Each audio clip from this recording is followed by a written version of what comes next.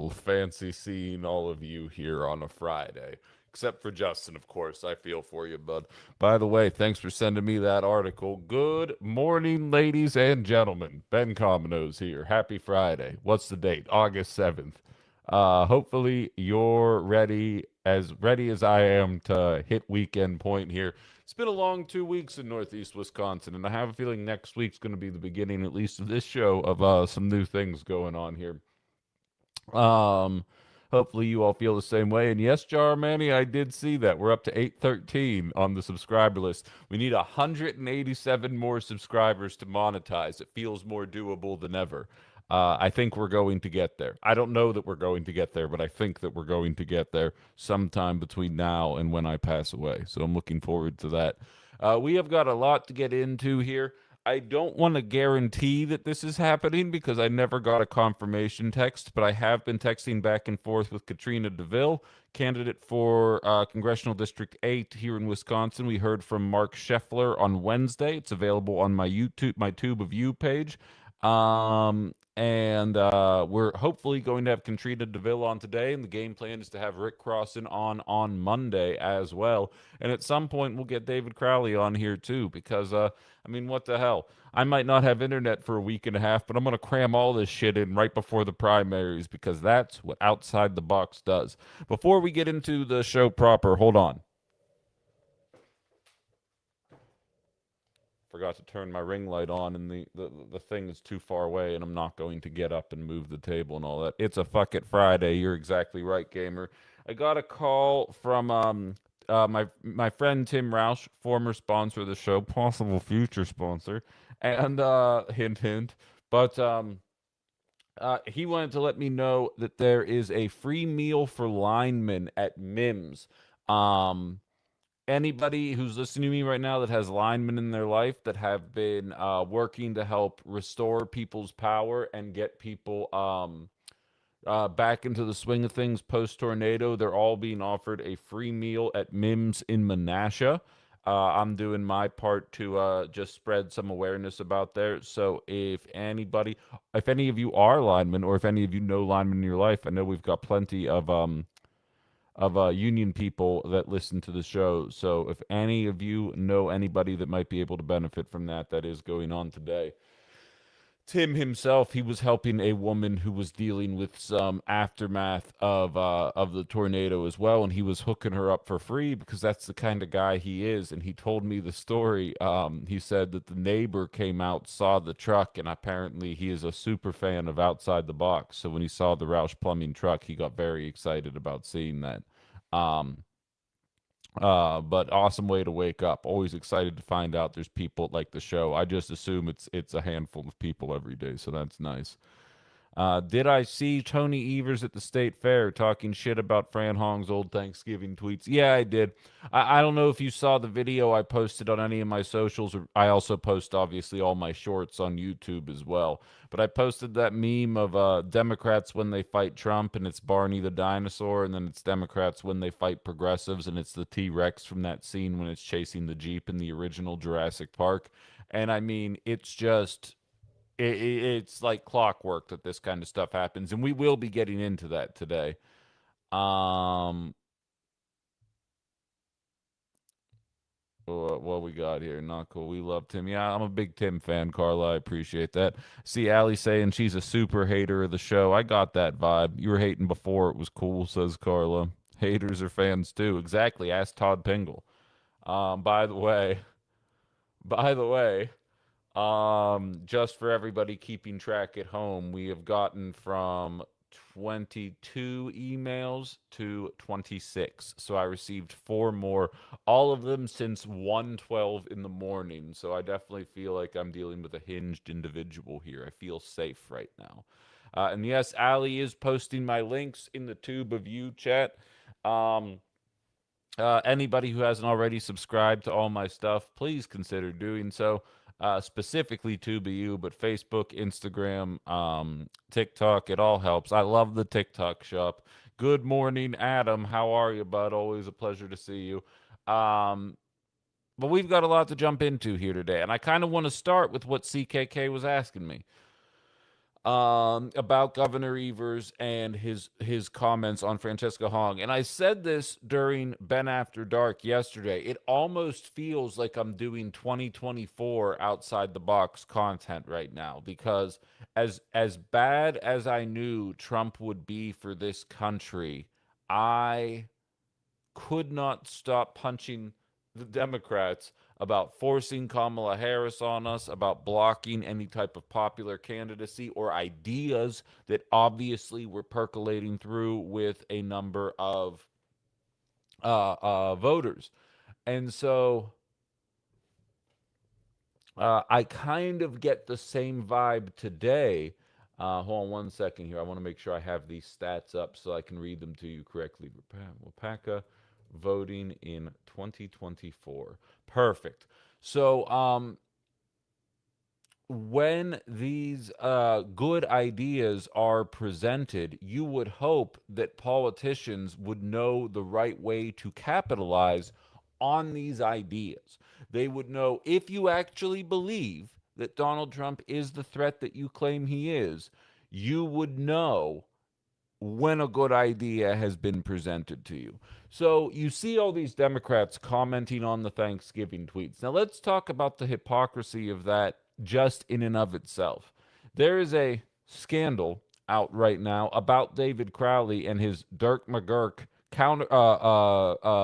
anonymous profile on Twitter, where he said some very questionable things back in the day about women and a number of other different minority groups. And it's not very flattering, but if I'm going to be real, some of it's kind of funny in a shitty way. Like, I'm not saying, again, 5% Donald Trump in a shitty way. I was like, I can see a version of Ben that probably would have thought that was a funny comment to make. Thank you very much, Jay, for all the reposts and for Vote Blue as well. Thank you for being here. Get out of here. Get out of here right now. But so I find it ironic that the main strategy for Democrats, centrists right now in the lead up to Tuesday, is to talk about old tweets from Francesca Hong where she's like, there's a lot of questionable history surrounding Thanksgiving.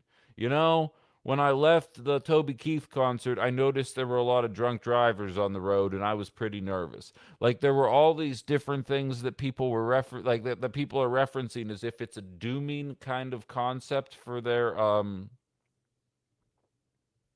for the eventual election, and I just find that hard to believe.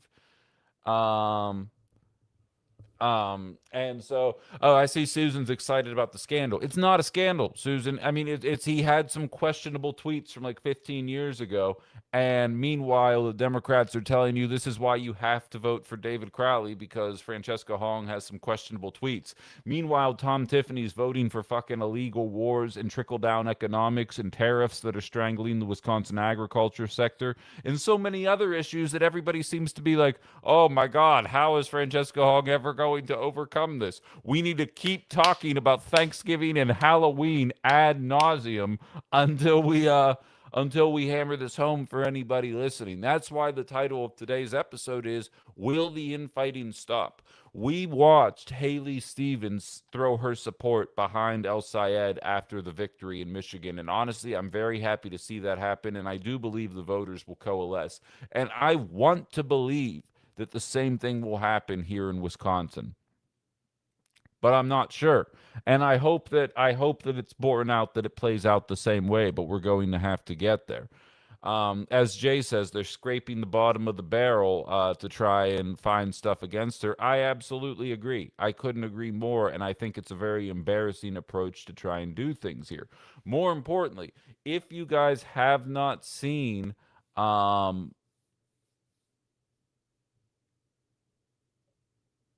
wait, you liked what? Her comments about the holidays? I kind of agree with you. I'm indifferent personally. I'm a guy, but let's start here.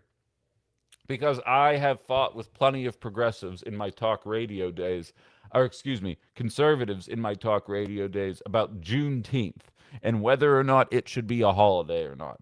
And I would say, never mind it on the base value of like Obviously, black people feel like Independence Day doesn't represent Independence Day for them because they were still slaves when the Declaration of Independence was signed. So it really shouldn't take a rocket scientist to be able to explain why Juneteenth should be a thing. But even on its like most basic level, why do I have to convince you to get another day off of work and a reason to celebrate with your friends and family? Like that should just be easy for me to convince you that you want to be able to do. Thanksgiving, Christmas, Valentine's Day, they're all the same thing. Do I think the traditions surrounding holidays are kind of silly? Yeah, I do. I do. The first musical I was ever in was Fiddler on the Roof. Wasn't that the whole point that like traditions are important for community, but also some traditions hold us back or can learn to evolve? Like, wasn't that the whole point of that show? Like, I don't understand where we come from here. And yeah, Thanksgiving is a nice meal sandwiched between a genocide. And yeah, I also worked at a restaurant on Valentine's Day for one Valentine's Day. And I remember being 22 years old and saying, I really hate that it is my job to facilitate other people falling in love tonight rather than myself. And she made a similar tweet. They're like, "Can you believe she said this about Valentine's Day?" Yes, I can, because I've quite literally said the exact same thing, and it's really not that questionable of a statement. What it says to me is anybody who's mad about that has never worked in a restaurant. I see Allie saying the only holiday I like is Halloween. I agree, and I really don't even partake anymore. I just like the principles of Halloween. But like the idea that this is even a scandal is a laughable assertion because, again, the candidate is voting for blowing up school children, making life more unaffordable, something about trans people and Mexicans. Like, you know what I mean? Like, what are we talking about here? The idea that any of these candidates, assuming that the party coalesces around whatever candidate comes out of Tuesday, is going to struggle against Tom Tiffany is a laughable assertion to me. And the only way it is close is if kneecapping starts to happen. And I'm here to tell you right now, we are far enough along in the primary season that I've seen enough. If David Crowley comes out of this, and no offense to Kelda Royce, but I believe her campaign is done. Like, even if she dropped out, I wouldn't be doing like, oh, this is a conspiracy kind of segment because statistically speaking, I would understand why she would drop out at this point. So if a more moderate candidate comes out of this primary, I'm going to vote for him or her. I'll tell you that right now. And I would hope that centrists would be able to say the exact same thing. So we're seeing this conversation go back and forth. Excuse me. We're watching people, in my opinion, misrepresent the more popular candidate. I do believe if I were gambling on this, which I can't stress enough, if you are betting, you cannot, what's up, Eric? You cannot bet on this election if you are voting. But if I were gambling on this election, I would tell you that Francesca Hong is going to come out of this. I have a fairly strong feeling that that's how this ultimately plays out. Could be wrong. I've been wrong before, but I do think that's where this is ultimately headed. But allow me to show you guys something here. And if you follow me on any of my socials, you've probably already seen this picture. Um, but the obvious unifying factor between Democrats and Republicans right now is going to be the data center conversation. I don't think that's a bold declarative statement. I think it's made itself pretty clear over the last however long, couple of months, that data centers bring people together. Allow me to share my screen with you, and hopefully this doesn't. Let me minimize that and that. There we go. Okay, so let me just make sure that it's shared appropriately here because this is okay. Cool. So this is, oh, son of a gun, that's not the right one. All right. In any event, that's at least a smaller version of it. So, God, I don't know how to fix it. All right, you know what? It doesn't matter. You can kind of tell in that picture. If you haven't seen it, there was a meeting in Wapaka surrounding data centers at 9 a.m. And the fire marshal had to shut it down because it got so crowded at 9 a.m. on a Thursday, speaking out against data centers, that They said, you know what? We're going to have to reschedule this for another time. So people called off from work. They set up plans to have their kids watched. They fill in the blanks, right? They had to make all of these different adjustments to make sure that they were available at 9 a.m. on a Thursday to let their people know that they are not interested in these buildings going up. In Wapaka, just so we're all on the same page, in 2024, they voted 19,000 to 10,000 for Tony Weed. They voted 19,000 to 10,000 for Eric Hovde. And they voted 20,000 to 9,000 for Donald Trump because Kamala Harris was a distinctly bad candidate in 2024. Clearly a conservative area. They showed up in such a large percentage, such large numbers of people, that they had to reschedule a meeting because it was about data centers going up in secret versus having public opinion. There is one candidate. Now, don't get me wrong. Other candidates are trying to jump on board with the data center thing now, and I'm here for it. I am never going to be against people changing their platforms to adjust to what's popular.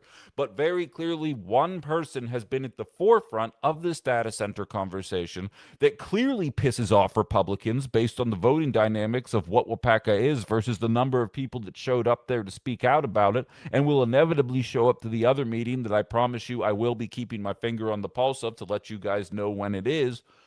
Clearly, there is one path here towards somebody that is willing to bridge that gap. And Tony Evers would rather go on camera. In my opinion, this is a very embarrassing ending to a pretty impressive tenure of doing some good things here in Wisconsin. He would rather go on the record and say random tweets from 2019 about Thanksgiving are so damning that she'll never be able to bounce back. Meanwhile, the very obvious unifying factor in America in 2026 is in opposition to data centers, and everybody is acting like it does not matter. And I firmly believe it's because 7 of 10 of the largest grossing companies in Wisconsin are construction companies. And the reason they are on pace to make so much money is because so many data centers are slated to be built.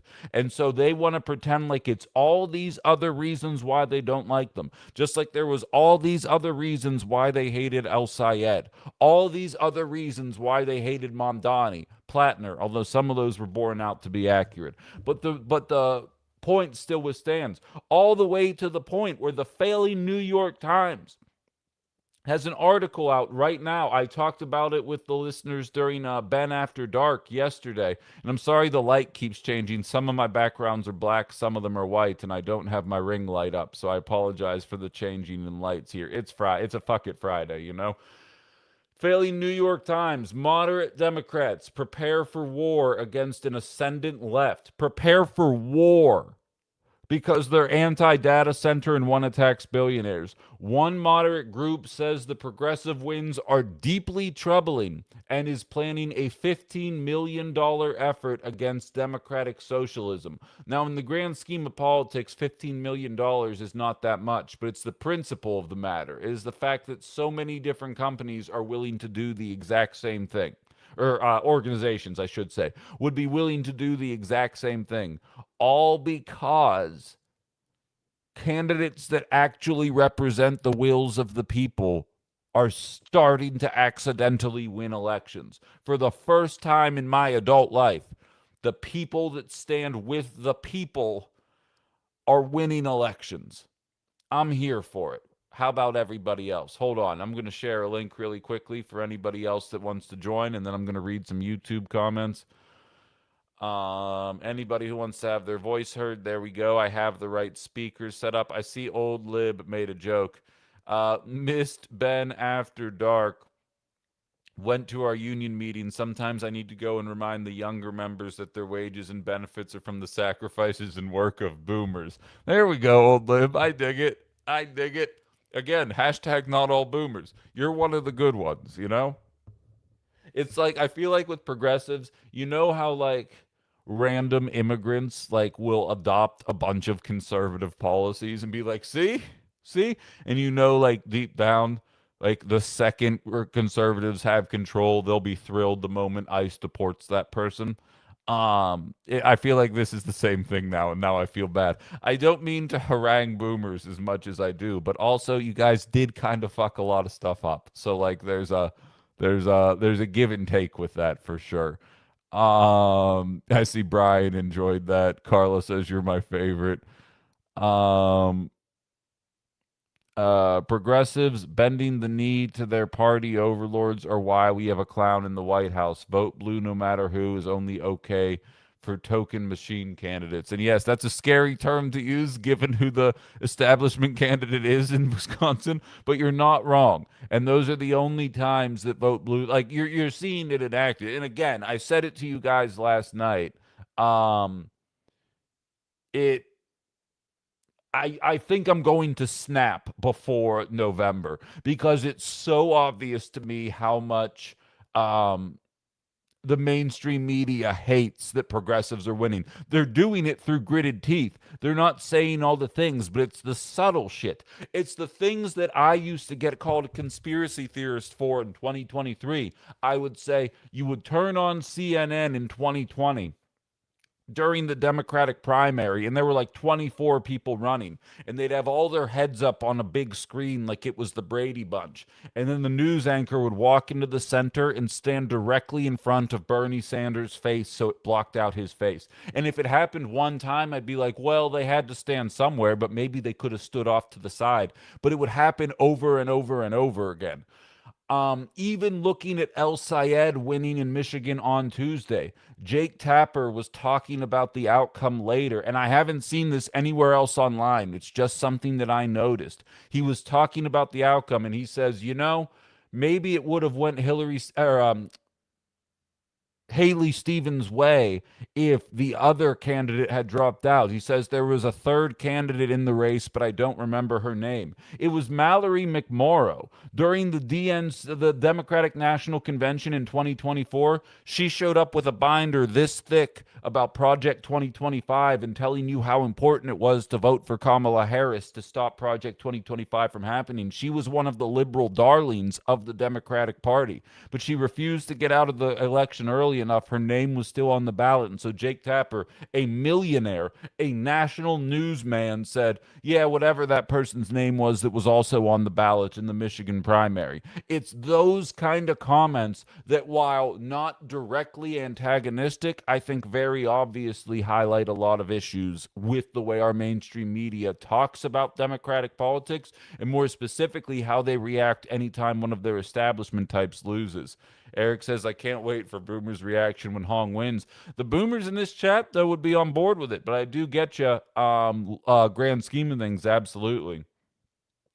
Wisco Girl says, Wapaka is beautiful, and the chain of lakes is their bread and butter. I'm glad they showed up in droves. Me too, and I hope it keeps happening. Justin, OG Justin says, listen to Wisconsin governor debates. Didn't find anyone impressive, but some things aligned. Didn't tackle hot issues like gun control and skimmed ice. If you know local events, hosting them, I'm interested. I think that type of shit's done for this primary, to be frank. Ken says, I'm having trouble finding info on how Wisdoms have doled out their money between the candidates thus far. I honestly haven't looked into it either. Chris says, I'm a tail end boomer with a 35-year-old attitude. There we go. I'm a middle millennial with a 25-year-old's attitude. Susan says, boomer shaming. More, please. Nah, I'm done. I'm done. I promise. What's up, Nataki? But I feel that. Amy says they're doing the same thing with Kelda as well. Same thing. Well, I mean, honestly, I'll be honest with you, Amy. I think they're acting like Kelda doesn't even exist. To be frank, I think I know you're a big time supporter of her, and I do like a lot of her policies. I just think she couldn't find a lane in this election. She's not progressive enough for progressives. She's not centrist enough for centrists. Um, You know what I mean? There was somebody else filling every possible lane that she could have possibly jumped into, and like she just for whatever reason she struggled gaining the kind of momentum that I think a lot of people expected her to be able to gain. Realize I don't have my Facebook people up here either, so I'm going to bring them up too. Effectively have dropped an invisibility cloak over her. Oh, lost it. I can't check my texts on my phone here. Bear with me 1 second, Amy, and I'll check it. Effectively have dropped an invisibility cloak over her, and Royce BTW has the most concrete data center plans, not just a moratorium pause. The problem is, Amy, is that she jumped on the data center bandwagon. She didn't start off there. She does have a nice plan, and she talked about it on my show. You can go ahead and check out that interview from a couple of weeks ago. She does have a solid plan, but she didn't come up with it with enough time to get the messaging out there in a way that made her a strong enough candidate to be able to compete, especially at this page of the game. I was surprised that Tony Evers didn't endorse her, considering Crowley was out of the race. You know, like why not just endorse the person that has a little bit of momentum already? Like that was a pretty shitty thing to do, and I'd be upset if I were her personally. Like I like Kelda a lot as a politician, as a person.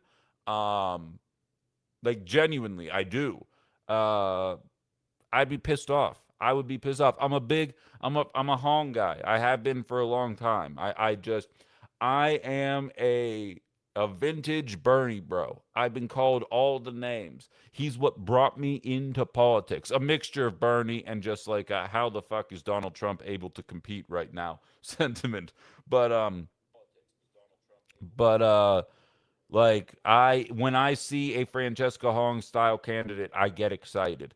And I have a way of talking about it that sounds, I think, more acceptable to people that are more towards the center than I think a lot of people who talk about it. As I won't shut up about it, um, people called me a moderate all the way up until the day I was fired. Meanwhile, I'm a pretty staunch Francesca Hong supporter, and they call her a radical. So if I'm a moderate and I think Francesca Hong makes sense, then what does that make Francesca Hong? You know what I mean? Thank you for the follow, Stormin. I appreciate you very much for being here.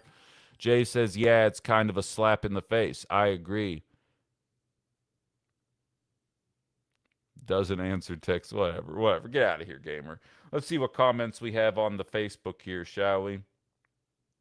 Kim says, so many different so-called progressive Democrats I am seeing are ripping Francesca apart. They are afraid of her about Thanksgiving, her old comments about defunding the police, etc., etc. You know what this boomer is afraid of? Old white men. They keep taking away rights. Not Fran. She wants to help out everyone on so many different levels. Kelda needs to run against Ron Johnson, is what Kim is saying. I think a lot of people will get behind that. But see, again, I think she's going to run into a Ben Wickler buzzsaw. I think that's where that's ultimately headed. And again, Kelda would very obviously get my vote over Ben Wickler. Like, no doubt about it. But the entire Democratic establishment will throw their weight behind Ben Wickler, and it's going to be another challenge. And I'll be excited to jump into that with you guys. What's that say? Ben's got a Bernie vibe, and it works. This is me and Bernie hanging out together right here. These are the here. Hold on, wait. Let me fix the. There we go. That's me, Bernie, and Jesus all hanging out. I think it's referred to as the Holy Trinity. Don't cancel me. Don't cancel me. Sometimes I let my stream of consciousness get the better of me. When I was on FCC airwaves, I was better at keeping control. Oh, Stormin, listening in Pittsburgh. What's up? I appreciate you being here. You're saying Tennessee's going blue, Ecuador? I'll believe it when I see it, but I'm here for it. Yeah, awesome. I'm glad you found the show, Stormin. Um, yeah, everybody's laughing right now in my comments. I'm sorry, I couldn't help myself, but the three of us are just standing there like this, and I couldn't help it. But yeah, I'm glad you found the place, man. I think you're gonna get fit in great here. But we're calling it how we see it. We'd go live 9 to 11, Monday through Friday, Central Time, that is. You got to have some, sir. You got to have some faith. Exactly. That's why it's in the. That's why it's in the background. Um, but I'm not rebounding from that comment. But so you watch the excitement. Oh wait, hold on. What did OG Michelle say? What That's the joke I was gonna make. Lorelai was the Holy Trinity. I got halfway through it and then I stopped. What's people's thought on Sanders not endorsing Hong? It kind of pisses me off. He's doing this whole "I'm not getting involved in governors" races shtick, but like to me that sounds like Cory Booker saying that he's not going to endorse candidates outside of New Jersey, and then immediately endorsing the candidate that was running against Chris Rabb in Philadelphia because he secretly just didn't want to endorse the leftist. And like I don't know why Bernie did that, but it pisses me off. And like that's the beautiful part about being progressive is even though Bernie is essentially the Donald Trump of the progressive left in this country, we have no problems telling you when Bernie pisses us off, unlike a certain demographic of people. Sarah says, I've met Fran several times. She's very genuine and I believe she represents the people. So many of us are tired of status quo and want something different. Here's what I'll say about my interactions with Fran. And like I realize how this is going to sound. And I, by no stretch of the imagination, my line about doing talk radio, a lot of people who do my job refer to themselves as celebrities, and I would always laugh at them in their face. And I would say, you recognize if you go 15 miles away from the range of your radio station, nobody knows who the hell you are. Now, my audience has reached a little bit further out than Northeast Wisconsin, but I totally recognize that by and large, nobody knows who the hell I am, and that's absolutely acceptable. I met Fran one time at a Democratic event where I was the keynote speaker, invited her to be on the show, and she came on and we did a 20-minute interview.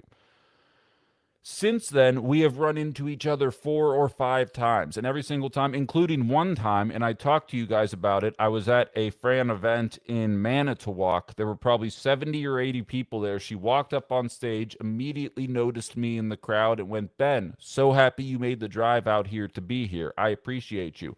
I was in a press junket on Sunday at the Fran event in Milwaukee. WISN is there.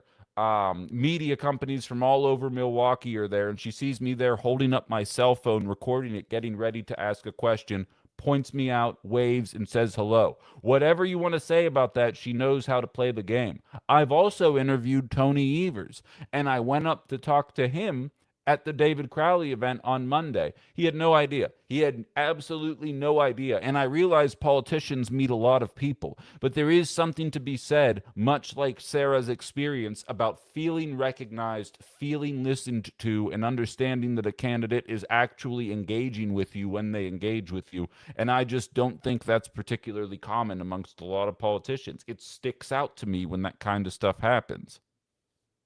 Carla says I'm a memorable guy. I disagree. I think I just, perks of being a wallflower or whatever.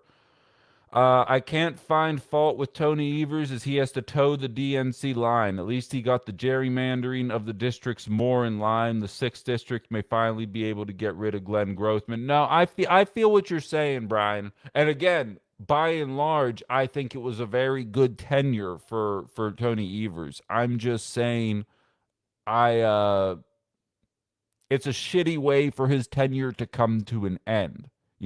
It's like the opposite of John McCain. John McCain's voting record kind of made him a piece of shit most of the time. But at the end of his career, he's like, nah, make sure people with pre existing conditions still get access to health care. And like most people look at McCain now and they're like, that guy was all right.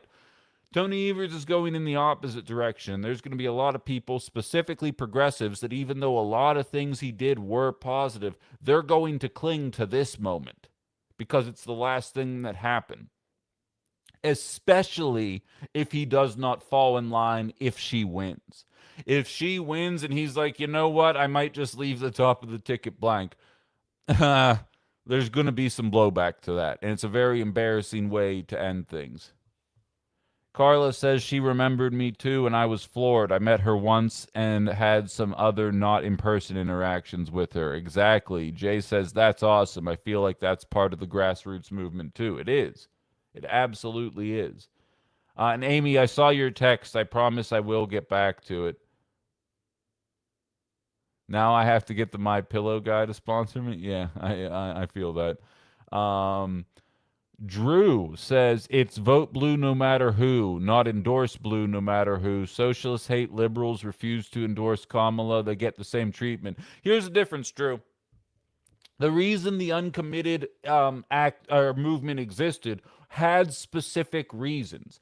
I was pissed off that she would not say anything about Lena Khan and the FTC and her intention to crack down, continuing one of the best parts of the Biden administration surrounding mergers, because Reid Hoffman, the founder of LinkedIn and mentioned over 1,300 times on the Epstein list, threw her millions of dollars and said, I want Lena Khan gone, because she was actually breaking up the mergers that so many of us wanted to see broken up. Plenty of people around this nation wanted to see her embrace some kind of pushback against what Israel was doing to the people of Gaza, and she refused to do it in any kind of meaningful way.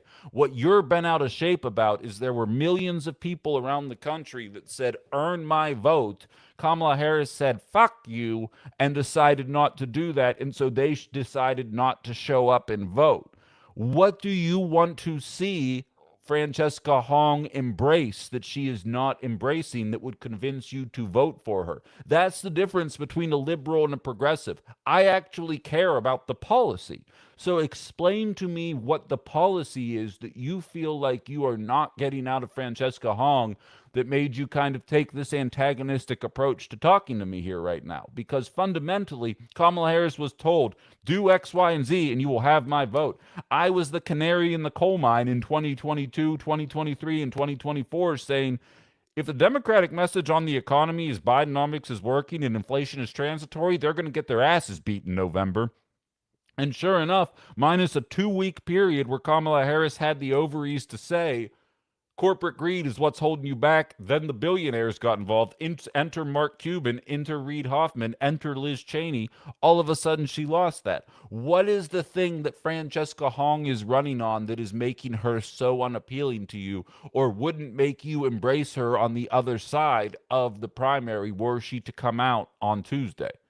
Kathleen says this is another boomer who voted for Fran yesterday. So did Mr. Boomer. Wonderful.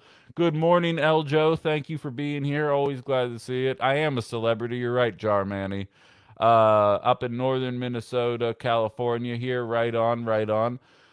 Yeah, we got people all over. We got people in Kansas. We got people in Pittsburgh. We got people in Maine. We got people.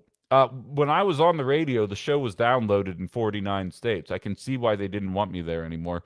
Just, I'm never going to drop it. I will never stop throwing shade about it. Doesn't matter how successful I'll get. I will still be petty until I die. Justin says that's also what I read on Wisconsin Reddit. Hong is surging because of her wide engagement. Absolutely. Tony Evers was a pretty okay governor until last week. CKK says, I agree. He couldn't do a lot. He was hamstrung, but he was a good goalie. Absolutely. Absolutely, he was a good goalie. Trees Are Cold thinks, I think this shows exactly who he has been. He just also did some good things, and this version of him aligns with the one that supported the last Republican budget bill thing. You might be onto something there, Trees. Kamala just sucked. She pandered. She pandered to conservatives. That's just motivating for anyone in her own party. That's not motivating for anyone in her own party. I voted for her, but she sucked. Me too. Not only did I vote for her, Trees, I lost sleep over it, because after she took the ass whooping that she got, I was like, I can't believe I voted for somebody that was going to continue to perpetuate the violence in the Middle East and not address my economic concerns just because I was scared of the orange man. Thank you for being here, Oregon. Only senior radio. Yeah, no, I got fired, Steven, because I was too good at the job, you know? But I appreciate you being here nevertheless, and same to you as well, Heels. Thank you for being here. Thank you for the follow, Steven. You're wonderful. Russ Feingold was the same way. I only met him once at a meeting. Several months later, I met him again, and he remembered me. Absolutely. Absolutely. And like, even I pride myself on my memory. I met Chris Armstrong at the event where Francesca Hong met me. And Chris Armstrong, who was a guest on my show about a month ago, calls me. He says, hey, Ben, this is Chris Armstrong. And I was like, I'm going to need you to give me more than that, man. And like I felt like an ass for that. But like so I, who meet infinitely less people than a person running for governor, was like, "Wait a minute, who are you?" And meanwhile, Fran remembers me everywhere we go. Nah, Steven, I'll beat you at this. You are wonderful. Don't you be trying to one up me here. I'm glad you're part of the crew. This is great. Subscribe to my YouTube page, please. Um, but yeah, I feel that. Brian says my union, LU577IBEW, has thrown their support for Crowley. Anyone ask about Act 10 for the Union Police, Fire, and 138? They supported Scott Walker. It sucks when you can't look past the now. Well, realistically, though, Brian, I understand why unions are throwing their weight behind Crowley because he's not anti data center. You know what I mean? That is going to be a boon for them long term. And I get it. You're supposed to vote for your own self interests to a certain extent. I view life, thank you, Anthony, who's listening out in Jersey. This is wonderful. I like everybody telling me where they're listening from. This is awesome that this is happening this way. But like, the way I approach voting is very counterintuitive because I have all the stuff that I need, right? I own it. I own an investment property. I have, monetary investments. I have my health. I have a lot of good things going my way. So when I am voting, I have the luxury of being able to look at this and be like, okay, what is the benefit to the greater good? But if I were working paycheck to paycheck, if, fill in the blank, whatever the situation is, I might be more inclined to ignore it. It's why so many white people that feel like they've been left behind by the system vote for Donald Trump, right? Because it would be really be shitty to acknowledge that like the system was designed for you to succeed and maybe you're still not succeeding and you don't want to embrace the fact that it might be as a result of your own decisions, right? It's weird. Adam says Appleton, Wisconsin in the house. Right on, my man. A lot of work for union peeps in data centers from Akala. I believe that. Lorelei says love unions, but they need to look beyond the next 4 years when endorsing. I would agree with that. I would agree with that pretty wholeheartedly. Let me get my text messages here. I saw Katrina texted me here. Bear with me here 1 second. 1 second here, guys. She's going to join at 10, actually, not 10:30. So we'll have Katrina Deville on in 20 minutes. Should be a good conversation, and I need to get Rick on here as well. Rick Crossan, that is. Uh, bu- bu- bu- bu. But yeah, why aren't you busy working, fellow 577 brothers? Says CKK to Brian from Fremont. Brian, he doesn't want to work anymore. CKK is what the problem is. It's kind of always been his MO. I've been trying to get him to be a little more going at it. Christy Burke won her primary in Tennessee. Progressives pulling it in. You in Ecuador, you guys are on board with this new blue Tennessee. I'll believe it when I see it, and I know you introduced me to this woman, Elle, but I haven't had time to look into it. I'm going to jump into her over the weekend, but I'm fascinated by what this is, and I'm telling you, the saying history doesn't repeat, but it oftentimes rhymes. And I've been showing you guys the metrics of Bernie Sanders versus Hillary Clinton in Wisconsin in 2016, and Bernie beat Hillary by 140,000 votes. Meanwhile, Trump won Wisconsin in 2016. So it goes to show you what people were into. Bernie won Michigan in 2016 by 19,000 votes. El Sayed just won Michigan by 19,000 votes. Um, I believe progressives are going to do this, and I saw CKK had sent me an email about exactly that, about how Donald Trump won Wisconsin twice. Maybe Wisconsin isn't looking for middle of the road. Maybe they are looking for some kind of actual transcendent change. And when Democrats don't offer that, you're going to gravitate towards the person that does, even if that person doesn't have a large subset of ideas that'll actually work. I used to not defend tariffs, but I would express why I understood why people were on board with them. Because if the Democratic Party are telling you Bidenomics is working and nothing needs to change, And Donald Trump is telling you this economy sucks, the cost of living is far too high, and tariffs are going to bring prices down. Even if 98% of economists tell you that's wrong, even if there is historical data that shows you that that is never going to work out, if your options are the status quo or some kind of change that the experts are telling you won't work, a lot of people will gravitate towards the change. And Democrats either won't or don't want to learn that message. Sarah says, I canvassed for Bernie. The Republicans that I happened to run into said they'd vote for Bernie over Hillary or Trump. Absolutely. I'm telling you right now, if Democrats just would have got out of their own way, Trump wouldn't have even been a thing. But the phrase is true. I'm telling you right now, there is a subsect of the Democratic Party that would rather deal with Governor Tom Tiffany instead of Governor Hong. Because I think the Democrats winning the assembly is relatively show up and vote. Don't, take your foot off the gas. But the odds of the Democrats walking away with the assembly are pretty set in stone. So there will be people in this state, and I hate to say this out loud, there will be Democrat identifying people in this state. They're like, you know what? The assembly is going to block any kind of bullshit coming out of the governor's office, even if the Senate and the governor want it to happen.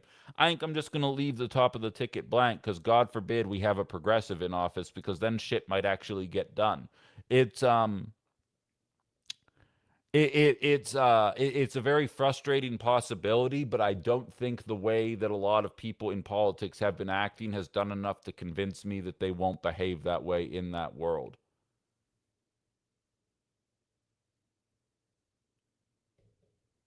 Just so you guys know, Todd Pingle just sent me an email saying that he's going to be on his yacht this weekend. This is what I deal with while I'm trying to talk to you guys.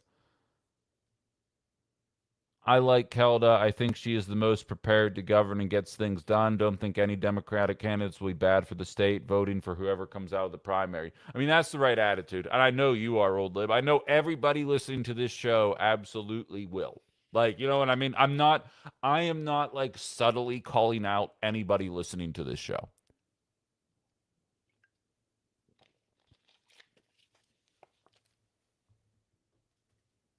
I'm just saying. I did want to get to Amy's text, though. And I ran into Amy. Amy's affiliated with the Fox Valley Advocates for Public Education. She was one of the first guests I had on my radio program. She's a good friend of mine. She ran into me as soon as I walked into the vault on Monday, and she was like, "Let me buy you a drink." I was like, "Great, great, this is awesome." Yeah, I will do that. I will do that. Pixart doesn't exist, Todd, says Kristen. He has a yacht but feels the need to give all of his energy to you. Exactly. Hope a killer whale attacks that yacht, says Brambo. Charles says same. I like that like people who like don't regularly message are willing to message to shit on this guy. Like I enjoy this. As the audience for this show grows, like we're all the core of this audience. Eventually 1 million people will be listening to this show. I'm sure that's inevitably where this is headed. But like this is the crew right now. Um, Truckin says, I'm not rich, but I'm glad I don't surround myself with suck up friends on a yacht. Yeah, absolutely. Grandma Mickey says, I hope he ends up on a 3-hour tour. Good reference. New merch idea. Todd on his yacht. I do not regret voting for Harris, Kay says. Out in Houston. That's another one. But the criticism of her is fair, and she shouldn't try again in 2028. She should try again, absolutely. But she will lose horribly, because she's going to have to actually run in a primary. What the Democratic establishment needs to do is just let a primary happen, is all they need to do. That's been my major point of contention. I feel like I've said it 10 times this week. And again, I'm going to sound like a broken record at times because I'm getting so pissed off at the mainstream media and at Wisconsin politicians that aren't embracing the obvious will of the people right now. And it's like, you screw with Bernie in 16, you screw with Bernie in 20, then you realize that the fomenting for a progressive Democrat was so strong in 2024 that you'd rather block the primary entirely. Again, I just used, would I vote for Kamala over Newsom? I don't know. That's 6 of one, half a dozen of the other, as far as I'm concerned. I used the Jake Tapper example for getting Mallory McMorrow's name as an example about a half an hour ago. The same thing happened during the Democratic primary in 2024. Marianne Williamson, who was a guest on my show, who did not get invited on mainstream media. Cenk Uygur, who was a guest on my show, who was not invited to speak on mainstream media, were both running in the primary. And Rachel Maddow, the most popular centrist commentator in America, shows up and says, "Yeah, there were some people running for against Joe Biden, but realistically, I don't even remember their names." You're paid tens of millions of dollars to work 1 day a week, and you don't remember the name of the people that were running against the president of the United States because you guys blocked any kind of meaningful challenge and refused to even platform the people that had the balls and ovaries to actually stand up and run against him. You obviously didn't want anything to happen, and it's because there was a progressive fomenting. Marianne Williamson, it was in December of 2023 that she was on my program. You can look it up on Spotify.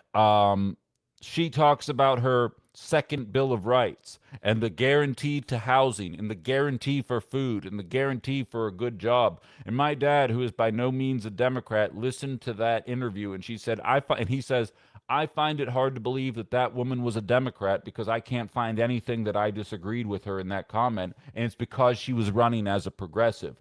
And then even when they forced Kamala Harris to the top of the ticket, we had to show up in full force to get Tim Walz added as the vice president because he's actually a progressive. And the second they added him to the ticket, they completely neutered him and didn't allow him to say and do the things that made him the popular person that he was within the progressive left. There has been a concerted effort that the Democratic Party knows this is the way the party is going, and they have pulled out all the stops over the part of the last 10 years to the tune of allowing Donald Trump to win 2 out of 3 times. They thought the fear of what Donald Trump represents would be enough to get people out there and vote for them, and they lost to an orange carnival barker with no ideas 2 out of 3 times because they'd rather go that route than actually put somebody in there that means business. Mickey, did you mean to click the button there? I'm happy to have you on here. You never actually used your voice on here, but if it was an accident, just tell me and I can take you off. What's on your mind? Yep, I think it was an accident. That's fine. Don't even worry about it. I'm going to kick you off there. You're good to go. What would I do without the blue wave? Go back to ripping off. Move. Oh, you're doing the Joker. Yeah, exactly. Herb says, "I'm Elmer J. Fudd, millionaire. I own a mansion and a yacht." Oh, yeah. Yeah. Um, she should have remembered Jank. He used to be on MSNBC. Exactly. He lasted for 6 months. And you know why he got fired? Because he wasn't playing softball with Democrats. And they were like, "Whoa, whoa, whoa, what do you think this is? Journalism?"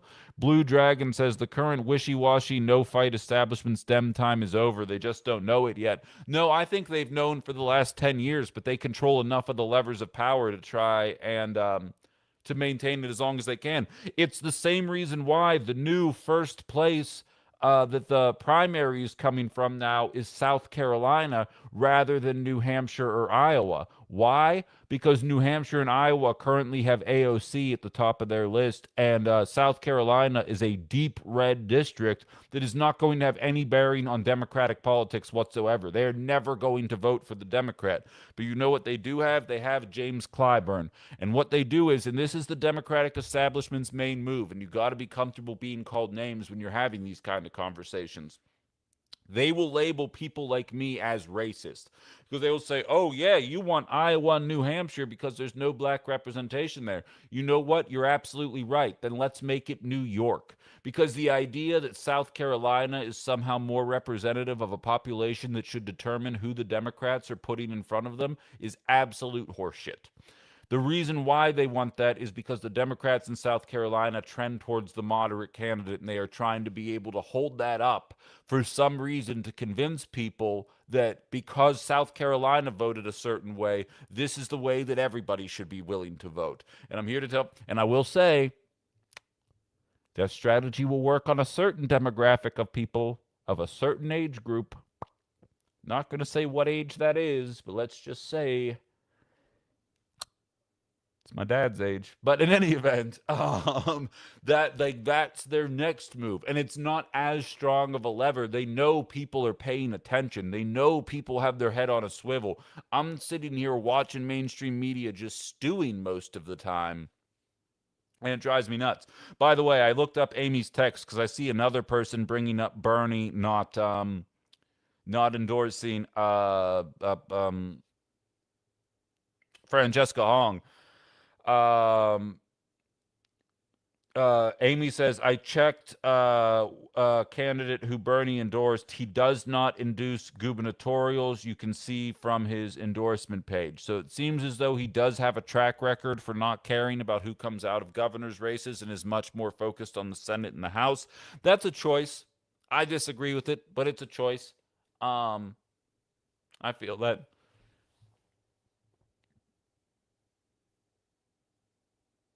IBW in the house, says old Liv. Yeah, hell yeah, man. And California's behind me, says Susan. I appreciate that very much. What are you punching here, Vi? It looks like you punched and it just exploded. Is that Jim Clyburn? Is that what you're punching right there? Well, I'm telling you, they're still going to pull this nonsense. It's not going away, and it's going to be contingent on all of us to not only not fall for it, but to actively speak out against it and highlight it for other people to be able to acknowledge. I can't tell you how many people have come up to me throughout my entire tenure, but realistically, specifically after I got fired, they'll be like, Ben, I can't express to you how much you have opened my eyes to the way politics and media are intertwined and the way it works and the games that they are playing right in front of my face. I am by no means the only person doing it, but I do think I'm uniquely suited to be able to see the way a lot of this kind of stuff works. Brian says, I guess 47 years was enough for me. Very happy that I got involved at a young age, work with the IBEW, and I'll be grateful for my ability to retire comfortably. Hell yeah, man. I respect the hell out of that. I was joking about the nobody wants to work anymore thing. I just can't help razzing you sometimes because, quite frankly, I know you can take it, which is why I do it, and I expect you to give it back. I would say the real question with Bernie would be, will he come and help Fran win in November? That is a good question. Van says progressives should be endorsing progressives in every race. I agree with that. I would 100% agree with that. Welcome, Charles. I recognize that last name. I'm glad you're here. Thank you very much. Let me check my Facebook messages. I am expecting Katrina Deville to join the conversation at any moment here and talk about what she's got going on. Oh, we got a shit ton of comments here. All right, let's see what we got. Kelda needs to run against Ron Johnson. Yeah, the David Crowley thing I don't understand. I know so many boomers that are voting for her.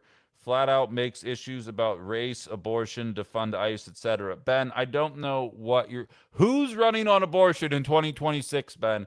You can't call yourself a libertarian and demand women can't get abortions, Ben. I'm going to need you to grow out of that mindset.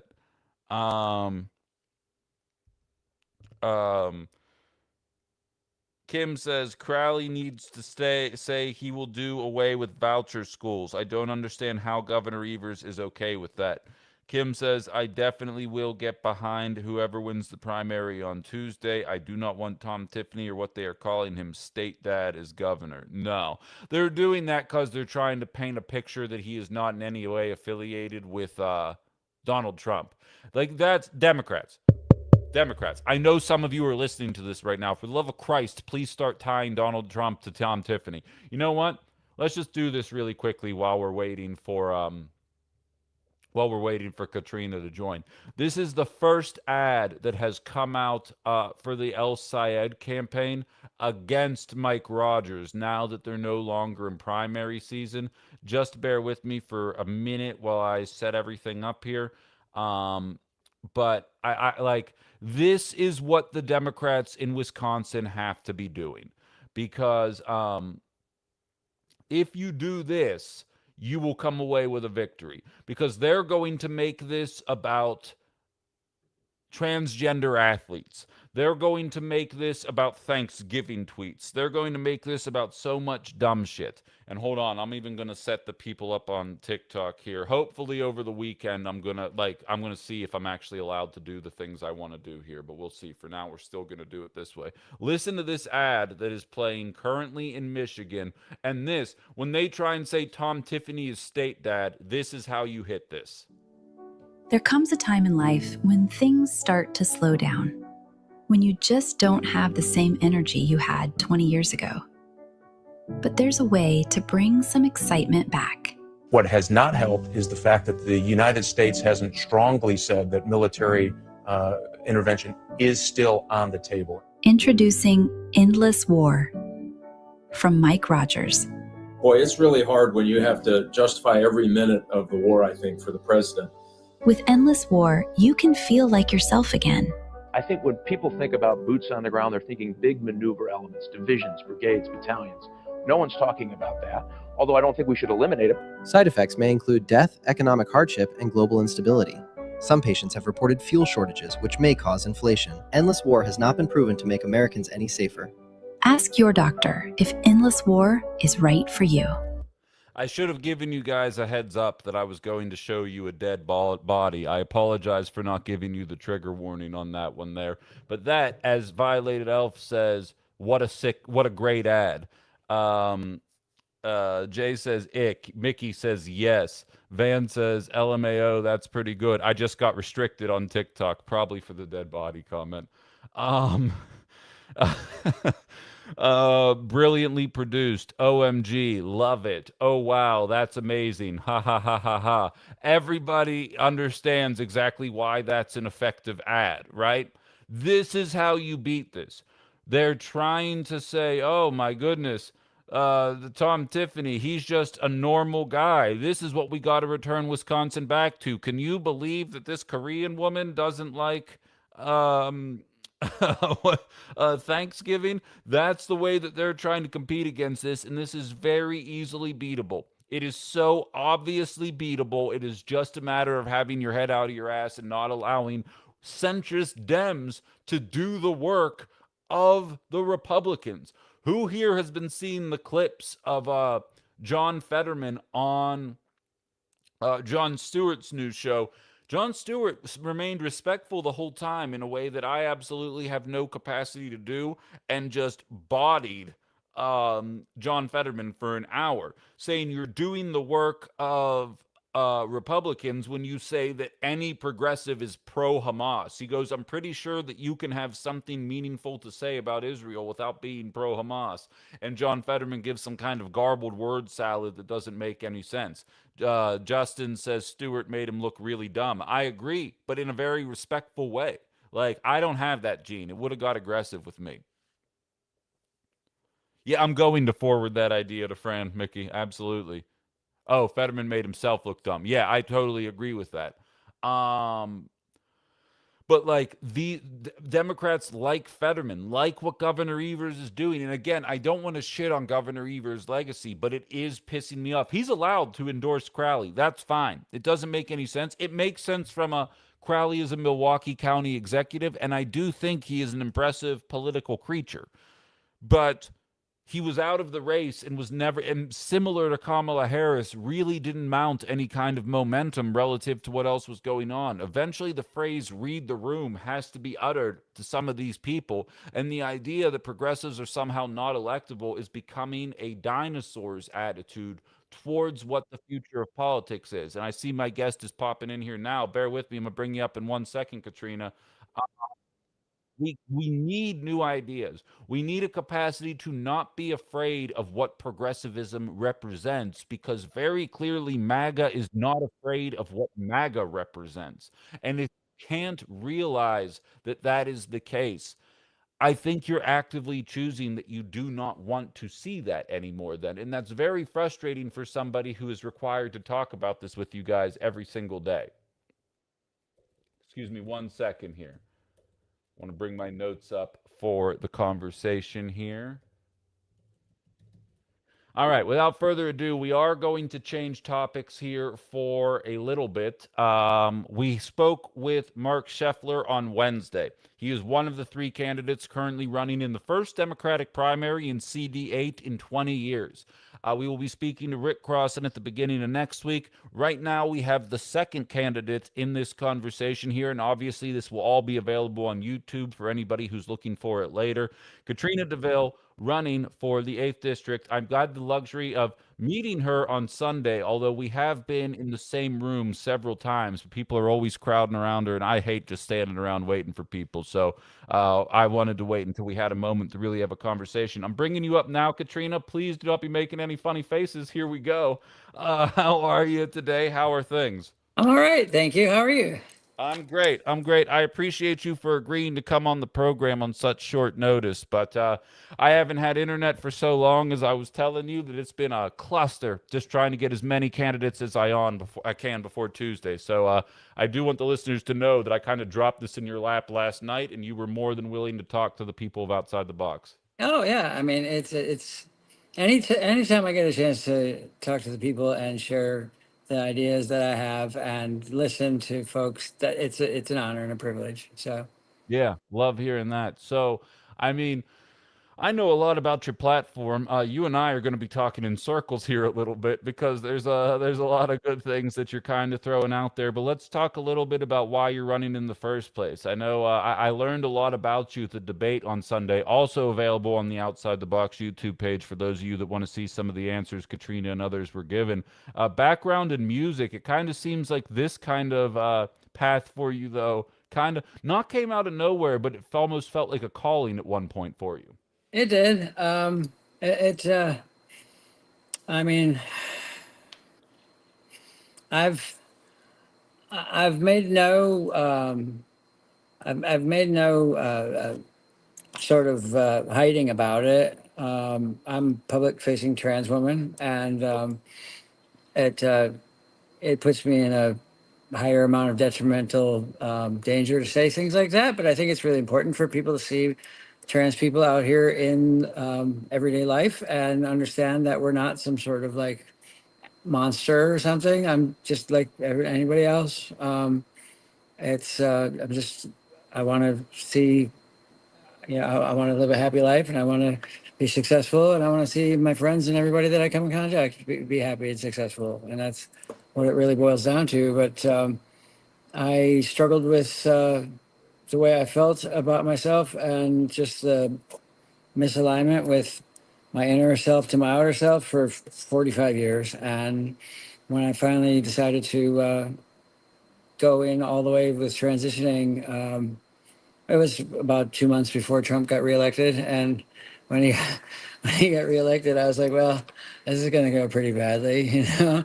And I was like, as it's gone on, I was like, I didn't think it was going to go this badly. Okay. Just, but I was like, I came out publicly on social media and everything like that on the 18th. I started to transition on the 16th of September, 2024. And I came out publicly on the 18th of March, 2025. And I think I had 4,500 Facebook friends, and within like 2 days, I had deleted and blocked about 2,000, and that's just the way it goes. Yeah. But now I have close to 7,000 Facebook friends. So it's like you open the cage you open the bird cage, and if the bird comes back, that sort of thing. It's Sure.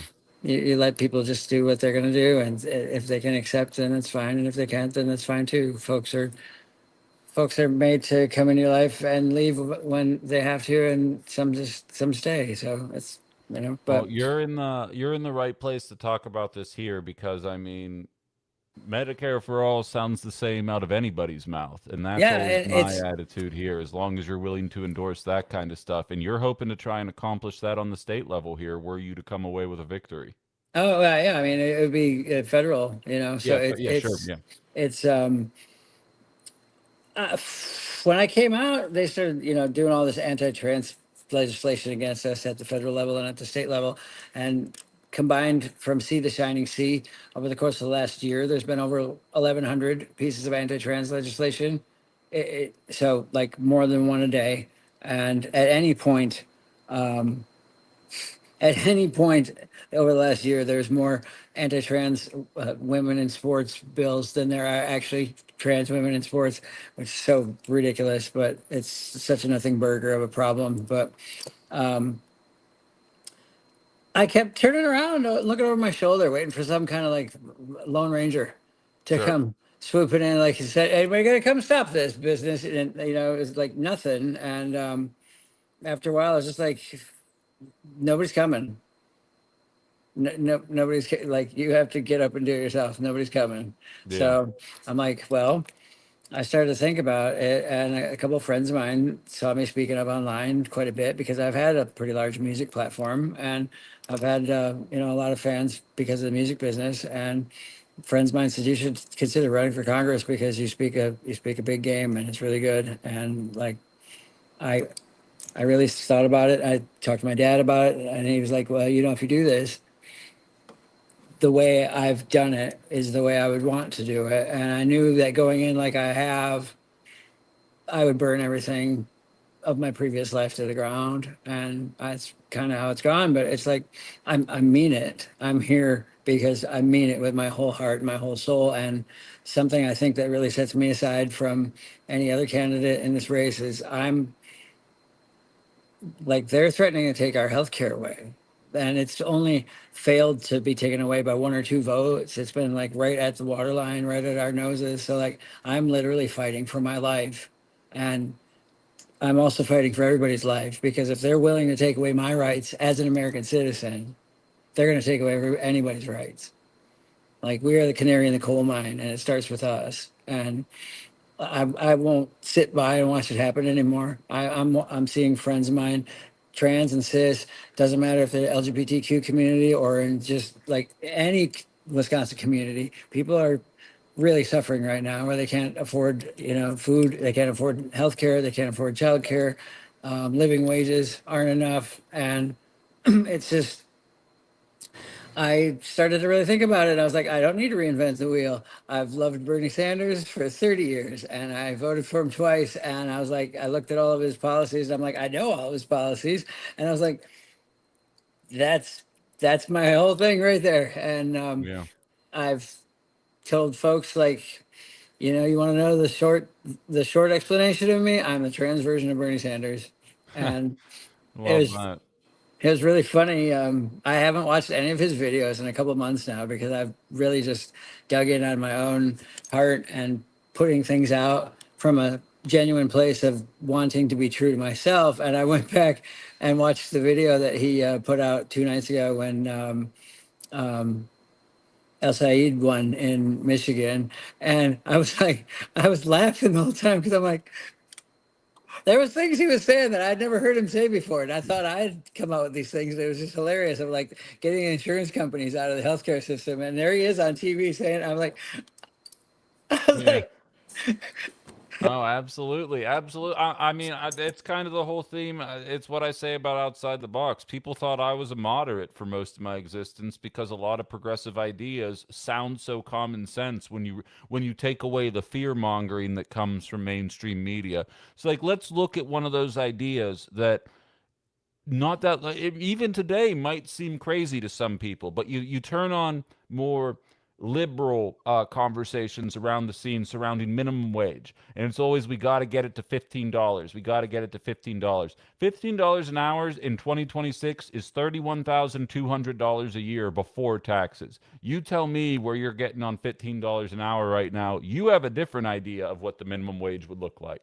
I do. And my idea is it's based on MIT Living Wage Calculator is what it is. So anybody that wants to check it out, it's free. The MIT Living Wage Calculator. All you have to do is go to Google and type in that exact thing, MIT Living Wage Calculator. And what it does is it breaks down the entire country by state. So you can pick any of the 50 states. And then within the states, it breaks it down into counties and metropolitan areas. And you can pick one of the larger cities. So like Wisconsin, you can pick Milwaukee, Madison, Green Bay, Appleton, like all of these places. But if there's no large city in the county that you're particularly interested in, you can pick the county and it'll tell you the information for the county. And then what it does is it tells you how much you are required to make per hour to live there. And that's not saving any money for college for your kids. That's not saving any money for vacation. That's not having any money left over extra in case your TV blows up and you need a new TV. It's like just squeaking by. Waterline is right under your nose. And a lot of people have said that when MIT did that living wage calculator, it's probably erring on the side of being low because they don't figure in for any of those things, life emergencies, whatever, your kid falls off the slide and breaks his leg, that sort of thing. Um, Last time I checked, it was $21.52 an hour that was required to live in Green Bay. So, and Appleton was like $21.68 an hour is what you're required to make an hour to live in Appleton. And this was as a single person with no children, no pets. They give you 12 different family breakdowns on that website. So anyone can pretty much pick the family configuration that they currently have, and they will know what is required in a job to live there. So $22 an hour, I'm I'm being like 30 cents an hour generous, but it's not really like saying very much. Like someone asked me in a forum the other night if 22 was enough. And I was like, really? No, it's like, that's just squeaking by. And like, I get so much pushback from, right-wing people. It's just like, and the argument is like, for starters, nobody's taking jobs that are $7.25 an hour. Right. So, like the idea that we're not even going to do anything with that current minimum wage at all is absolutely upside down because it's so irrelevant. It's laughable, and that's supposed to be the bare minimum of what people are allowed to pay, and that is a clear instance of the federal government not doing anything to help the worker. You know what's crazy is because obviously coming from the talk radio sphere, I dealt with a lot of right wingers as well. For I sure. don't think you can find a 4-year period before 2009 where the minimum wage didn't go up. And we haven't increased the minimum wage since 2009. For It's real. almost 2027. Mm-hmm. And like there were moments when it went up every year for years, for a half a decade in a row. It went up every year to kind of match what the standard of living was.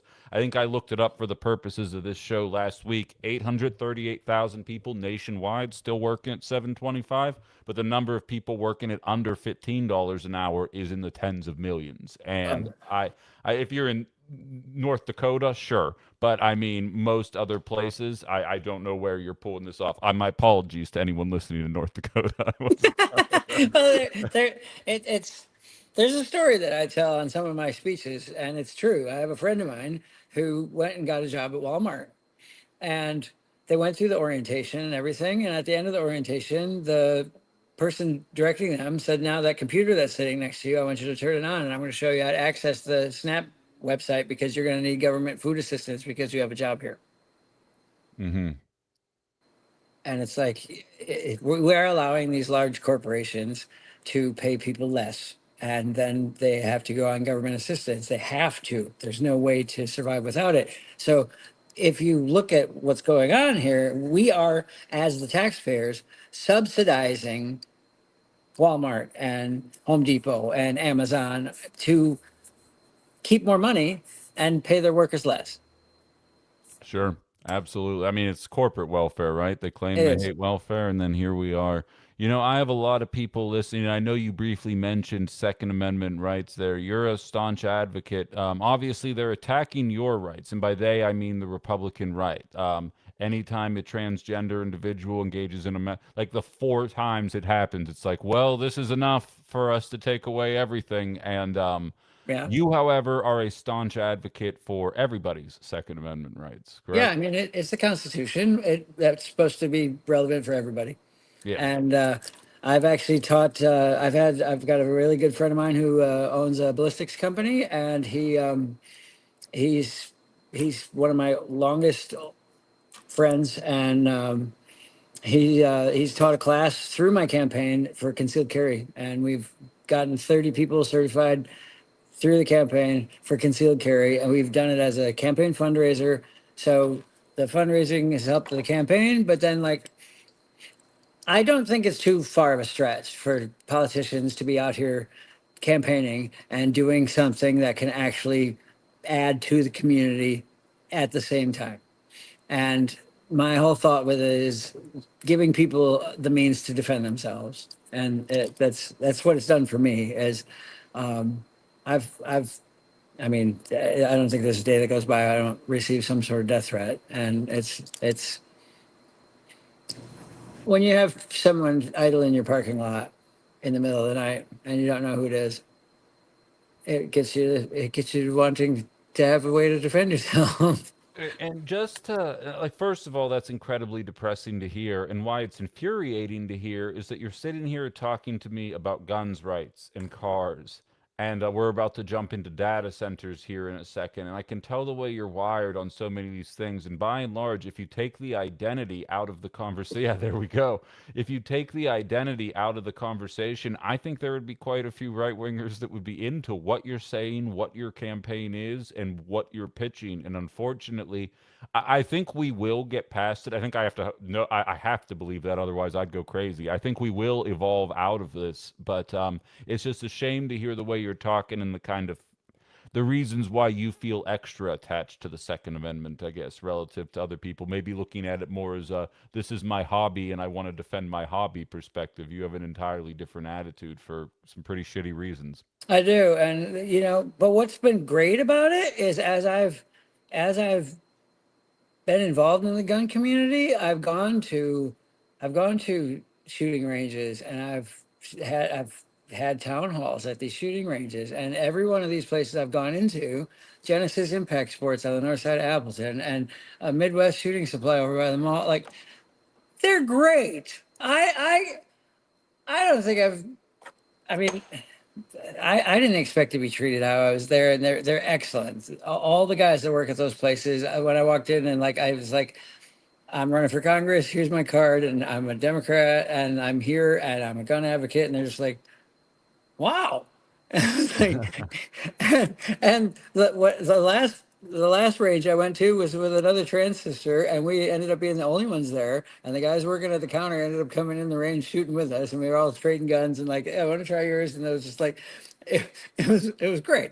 Yeah. Like, it's like we're just having fun shooting targets. It's like I'm not trying to take your guns away. That's always been the narrative, and but what it's also made me understand is like the there's a ton of there's really relevant gun laws right now, and the whole idea that the left pushes of adding more laws is going to solve the problem of the mass shootings in this country, and that it's not. The thing about it is like criminals who will break the laws that exist right now aren't going to care if you add more laws. They're just going to break those ones too.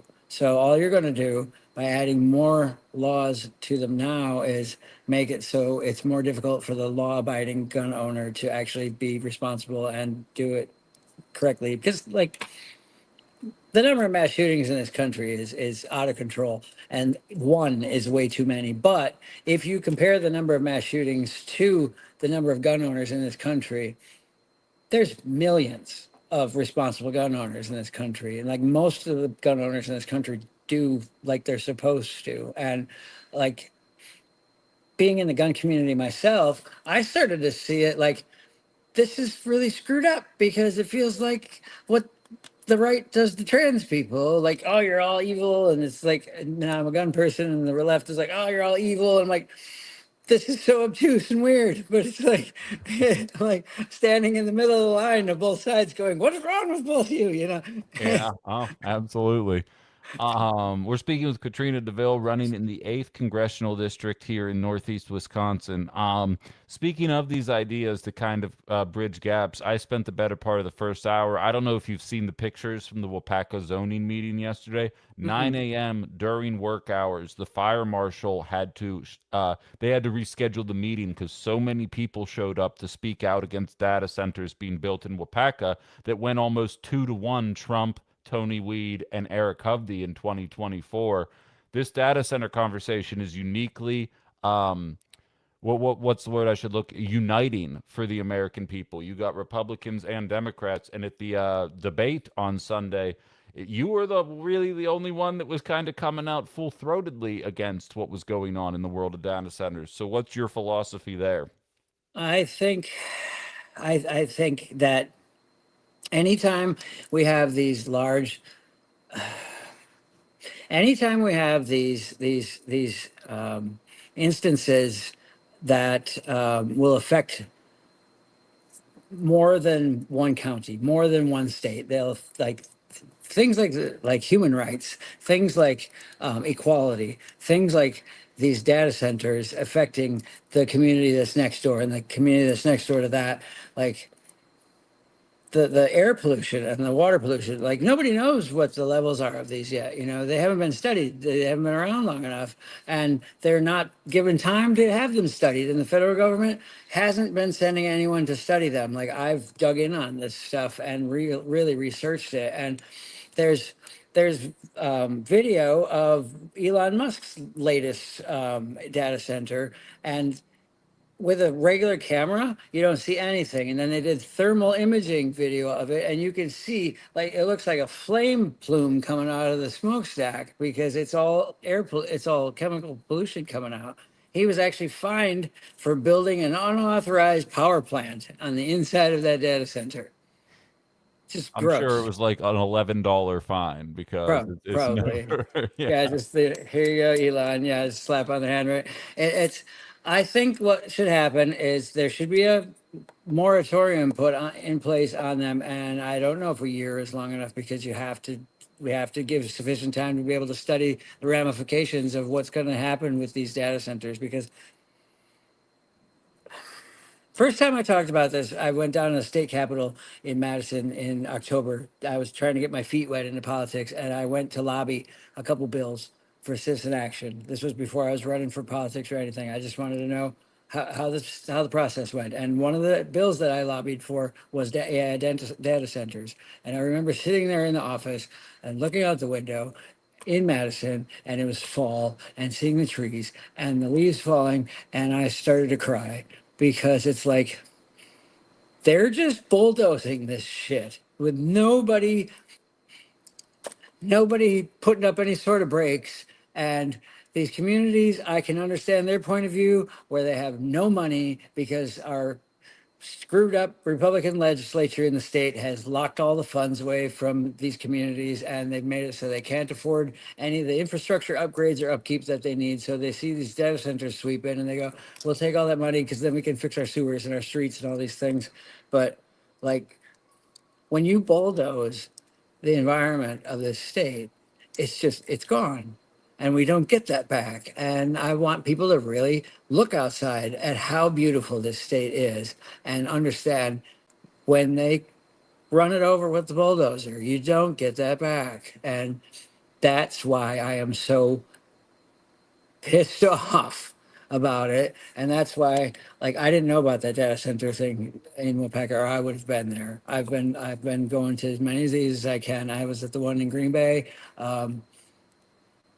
Yeah, it's that is infuriating coming from, like, I was a 4-H kid. I used to do stuff in that environment all the time and push like it's we have to safeguard the environment of Wisconsin because once it's gone, it's gone. And I've been all around the country. This is one of the prettiest places I've ever been, and we should feel lucky and safeguard it.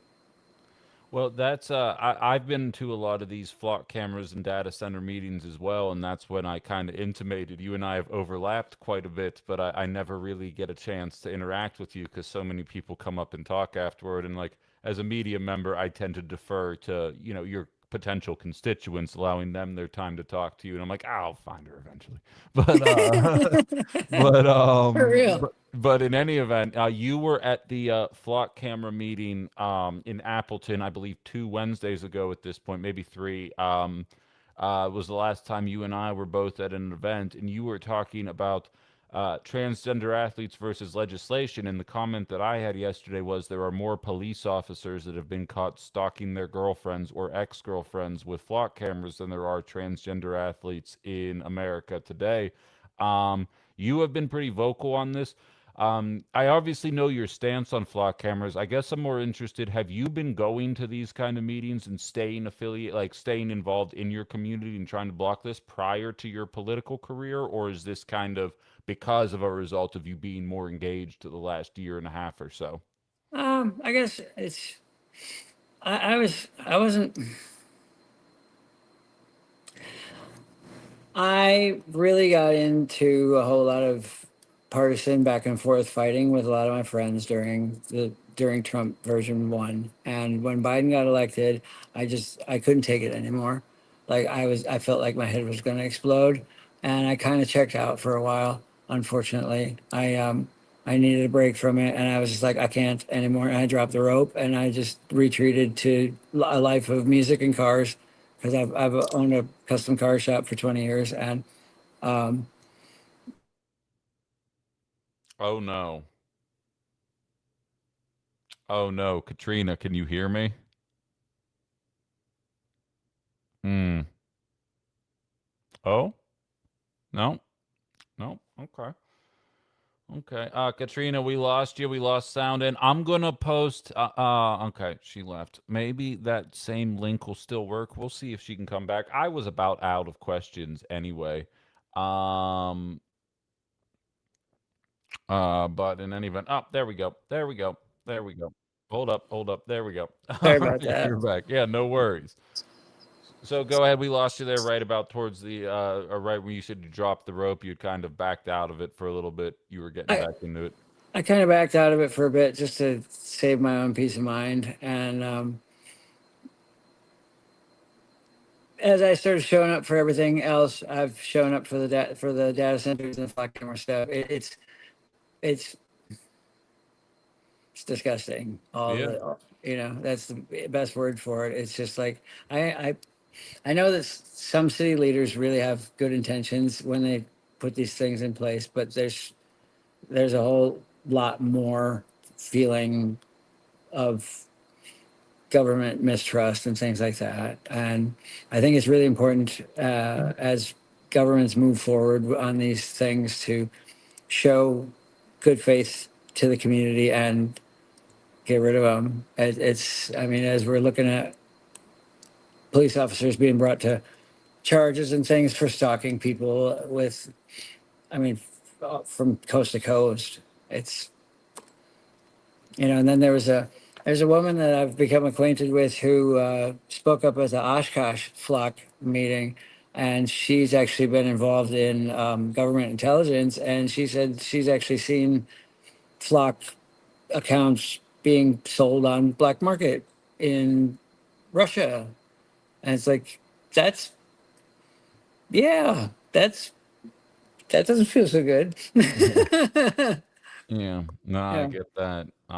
And I agree with you. I've said that multiple times over. Oftentimes, it's never the like I don't trust the FBI, right? There's yeah, plenty of people in the FBI that join the FBI to catch criminals and do the right thing. It's for real. leadership that I do not trust. And it's not just a Cash Patel thing. I mean ever. As a progressive, I know the FBI has realistically never been our friend. It's the same idea with flock cameras. I do believe there's a lot of people out there that want to install these to find criminals. I Yeah, don't believe that's why they're getting installed. And that's kind of my main attitude towards it.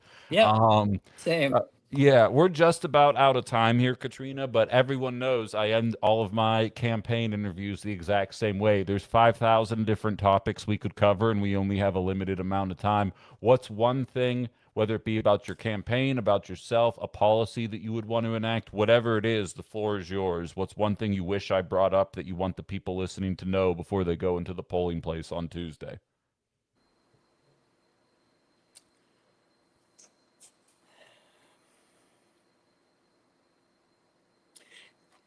We've been voting for the same kind of disingenuous, uncharismatic politicians for the entirety of my life.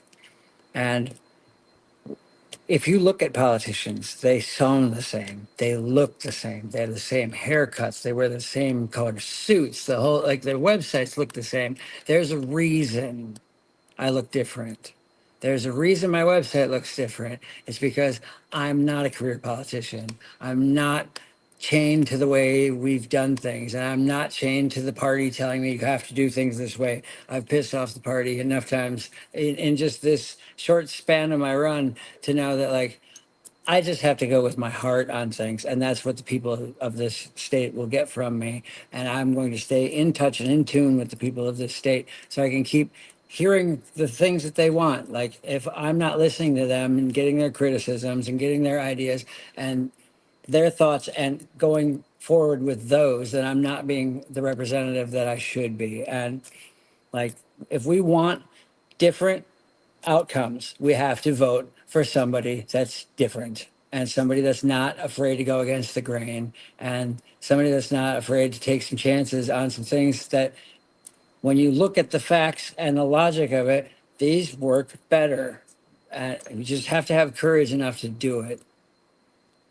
Couldn't agree with that more. Katrina Deville, Congressional District 8 here in Wisconsin. Thank you very much for joining us for a half hour here and sharing some of your beliefs on why you think you're the best candidate. Good luck on Tuesday, and if you come out, we'll have you back on for the. Even if you don't, we'll find a reason to get you on here Hell again. yeah, So I'd love to thanks come for back. being here. Hell yeah. Thanks, Ben. Yeah, all right. You take it easy. You too. Talk All right. soon. Yep. Bye. Um, yeah, and there we have it. Katrina Deville and her thoughts on the matter. I welcome all of your guys' comments as well, as per usual. Let's keep it classy, though, San Francisco. I'll get you guys a new link here. Or San Diego is what I meant to say. That was an Anchorman reference. We all knew what I was going for. It's all right. But yeah, anybody who wants to share their thoughts. I like, honestly, in a lot of ways, I believe she's less polished than either of the other two candidates that are running, but I do think she has a lot of good ideas that are worth listening to, and more importantly, worth implementing.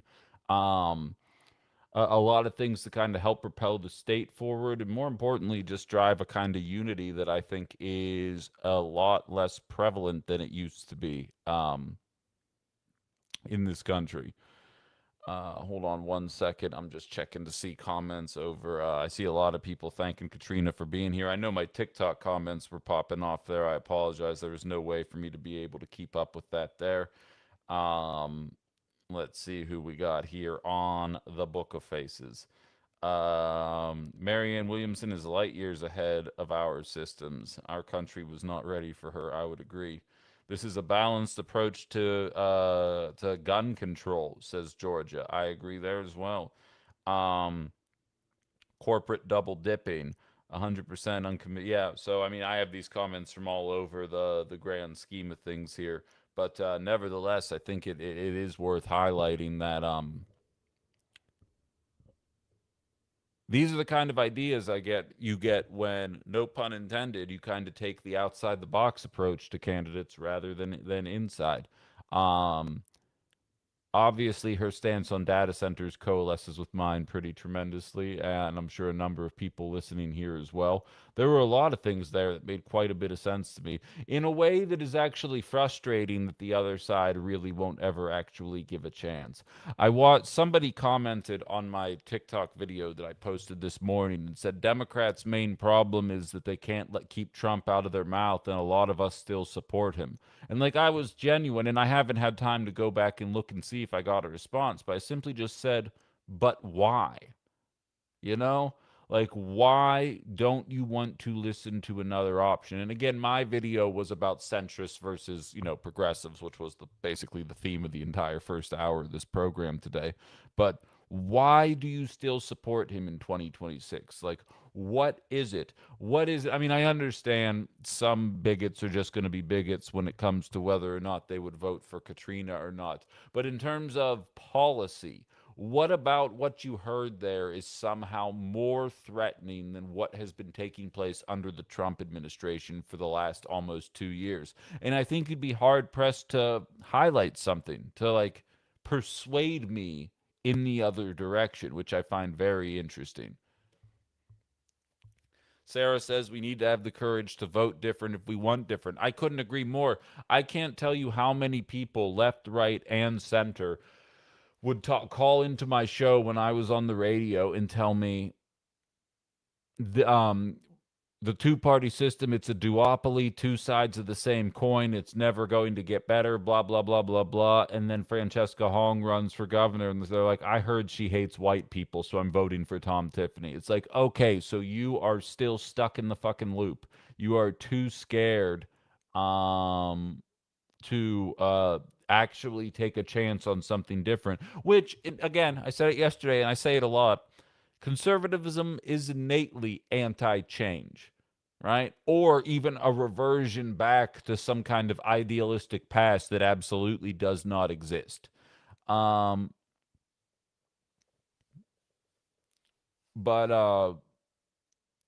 it's frustrating. It's frustrating that people can acknowledge that the two-party system is broken, but then don't have the guts to vote outside of what the two-party system represents. And for the record, Katrina's running as a Democrat, as is Mark, sort of.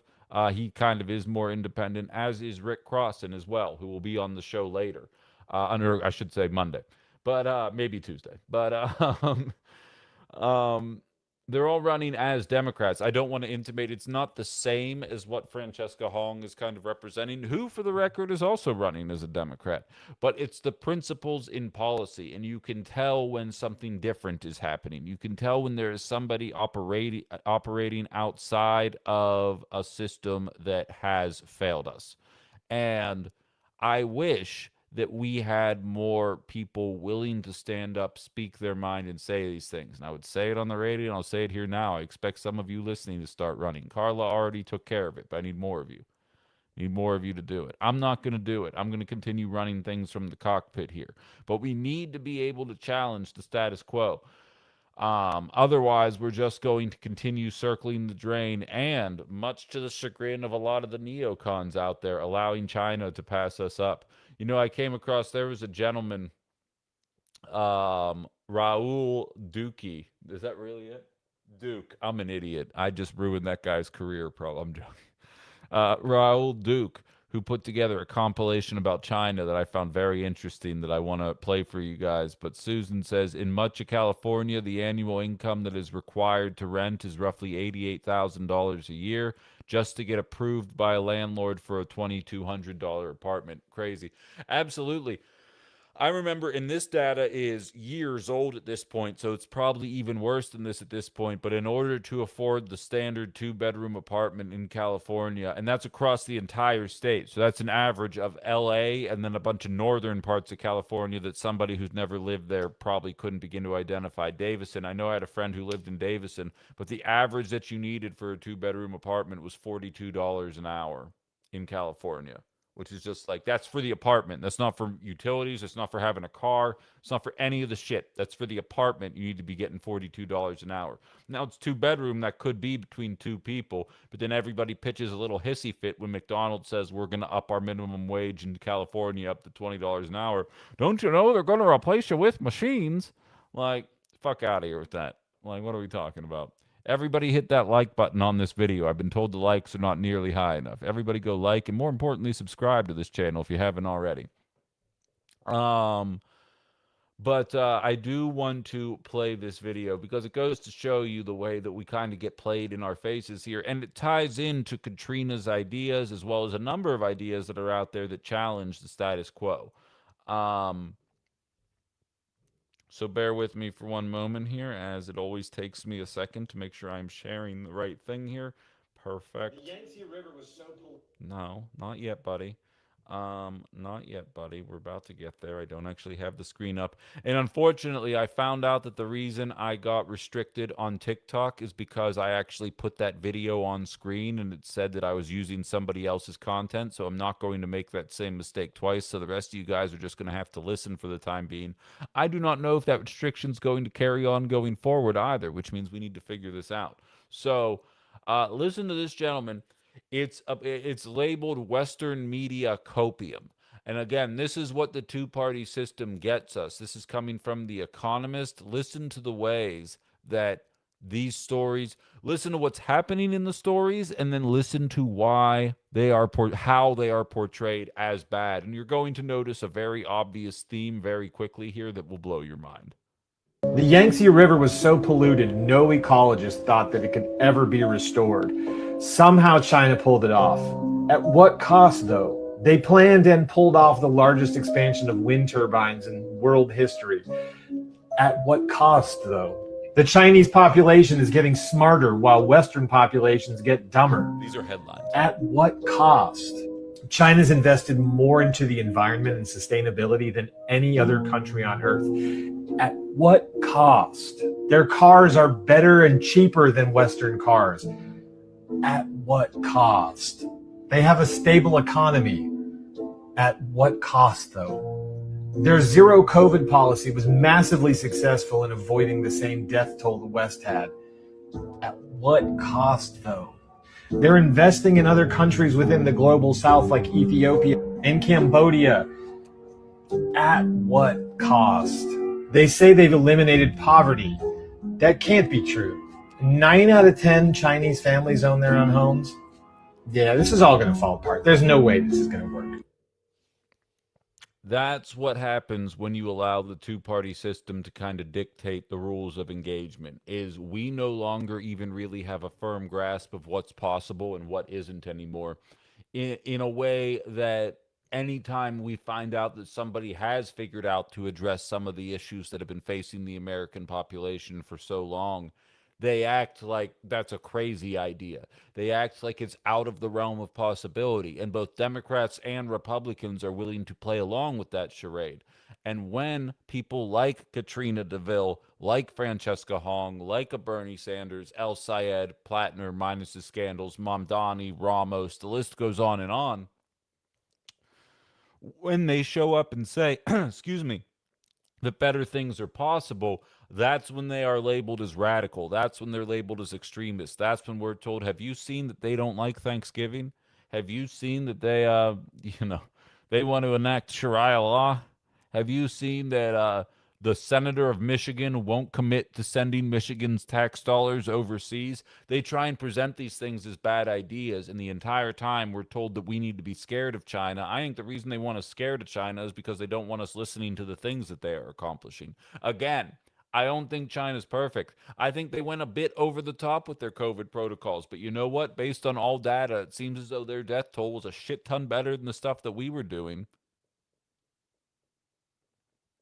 I see Carla saying maybe Plattner doesn't get mentioned with the others anymore. So here's the deal, Carla. There's reporting that the second Plattner won the primary, when the only scandal against him that point was the tattoo, Democratic operatives said, we don't know how yet, but we're going to get him out of this primary. And it turns out that he had enough skeletons in his closet that it worked. And he should have been out, again, for the record. But it doesn't change the fact that he was an incredibly strong candidate with very good ideas that are not being echoed in the same way. They have a DSA candidate in there now. By and large, I should be like, oh, 6 of one, half a dozen of the other. It isn't the same. It isn't the same. He was a very strong candidate, and there's a reason why they pulled out both barrels to try and take him down. And unfortunately, he's a piece of shit, and he deserved it. But I get your point. I'm not saying you have to agree with me, but I'm not taking him out of the list. He was good. He was going to beat the shit out of Susan Collins. The Democrats were trying everything. The way they continued talking about the tattoo is exactly what Wisconsin liberals are doing with the Thanksgiving tweet. It's the same thing. It's just different stories. I'll check out the what the Courage Caucus is. I'm not familiar with it, Al. Speaking of the West Coast wages, that MIT site says I need $28 here in Oregon for a single adult with no kids. Do you feel like that's an accurate depiction, Stephen? Ethan says the rules are all made up. We made them up. We can change them whenever we want to collectively. That's Ethan. That's quite literally where the title "Outside the Box" came from. And like I'm not even lying to you. Like I always say, we act like the economy is the equivalent of the tornado we had to deal with last Monday. Like there's a lot of people whose lives are significantly more difficult, and they are still going through that as a result of the destruction brought about by last Monday's weather. That is something that we cannot avoid. That is an act of nature. It is something, well, I mean, we could probably do something about climate change to address this, but tornadoes were happening before the climate change issue, right? So it's just a matter of the prevalence, strength, in the location where they are arriving. But principally, there's not a whole lot that you can do about it. The economy was made up by people. We act like, oh, we have to. How is the economy going to react to this? We act like it's some kind of omnipotent being that exists outside of man made construction. And I know you don't, Ethan. Obviously, I don't. But we as a collective society act as though there's nothing that we can do about it. And you're exactly right. The rules are the rules made by people that, quite frankly, made rules to benefit them. I call it drives some people in my life nuts, but they'll talk to me about certain investment programs, certain rules that exist within the economy. And I'm like, yeah, that's white people bullshit. I don't really pay attention to any of that, but it's a serious issue. These rules exist mostly to keep us in a box. And the second you acknowledge that that's why they exist, it's very easy to conceive, at least, of not operating with them in them anymore. It is a much higher level conversation, though, to talk about untangling this ball of string that has so obviously been used to kind of rein us in here, which is very unfortunate. But you're exactly right, and I couldn't agree more with you.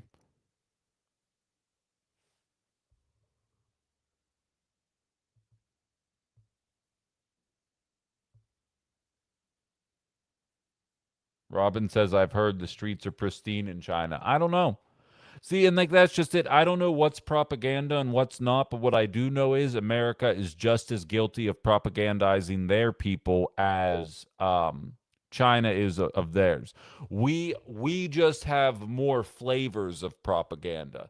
Do you want to hear propaganda telling you the white nationalists are holding you back, or do you want propaganda telling you that the immigrants and trans people are holding you back? The only propaganda we're not going to give you is identifying the exact problems that we actually have.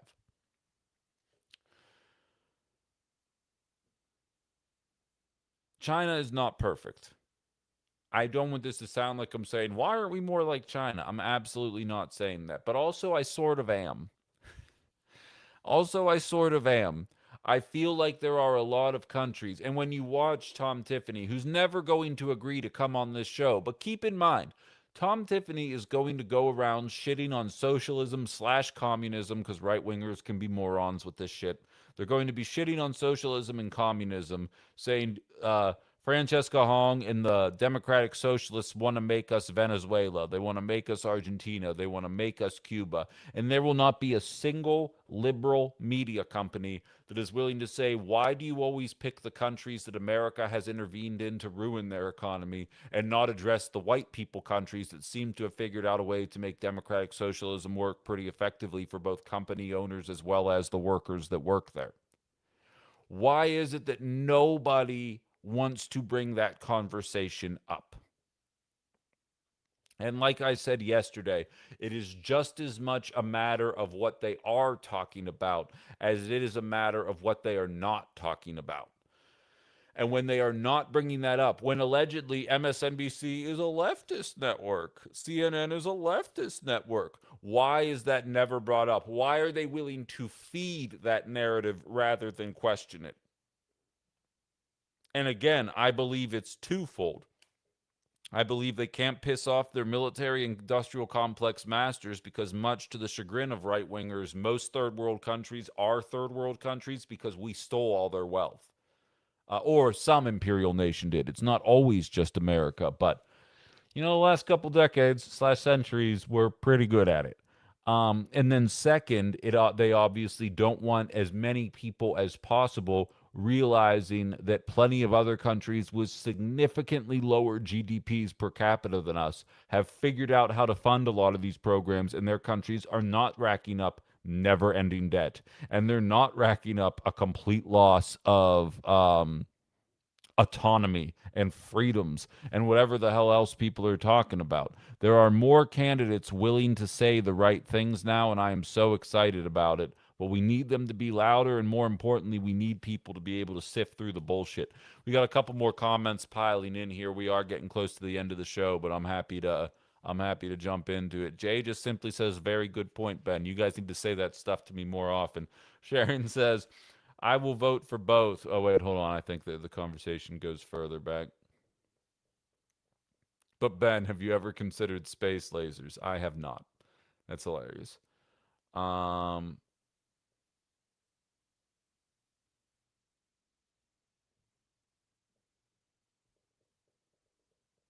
right, hold on. It's the candidates who have outright said they'll vote to impeach Trump. I don't need the courage to vote blue. Trump is trash. I love Katrina and Hong, but I don't think either can win in Wisconsin. There are too many racist, uneducated voters in Wisconsin that will vote for the same guy whose campaign is gender operations. Here's the thing, though, Sharon, is that there's like data centers with the red circle with the slash going through it signs next to Tom Tiffany signs. So if Democrats could maybe shut the fuck up about the Thanksgiving tweet for a second and start running the data center stuff up the flagpole, because Tom Tiffany will not commit to doing anything about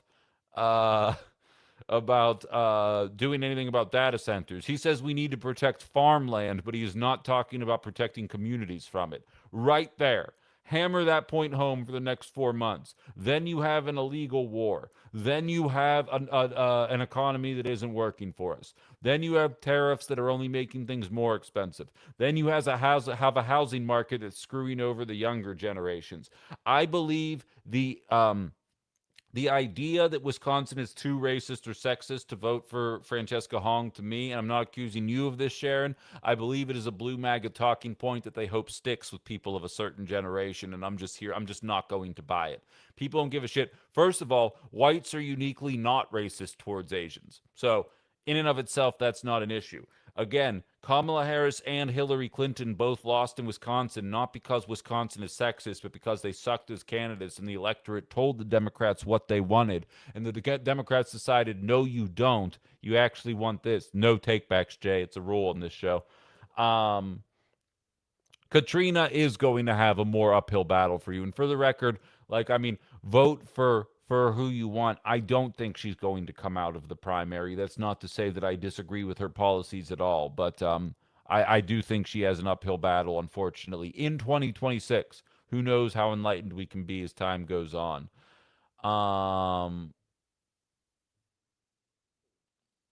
Thanksgiving, get rid of another paid holiday. Big business will love that. I'm surprised right-wingers aren't running on that.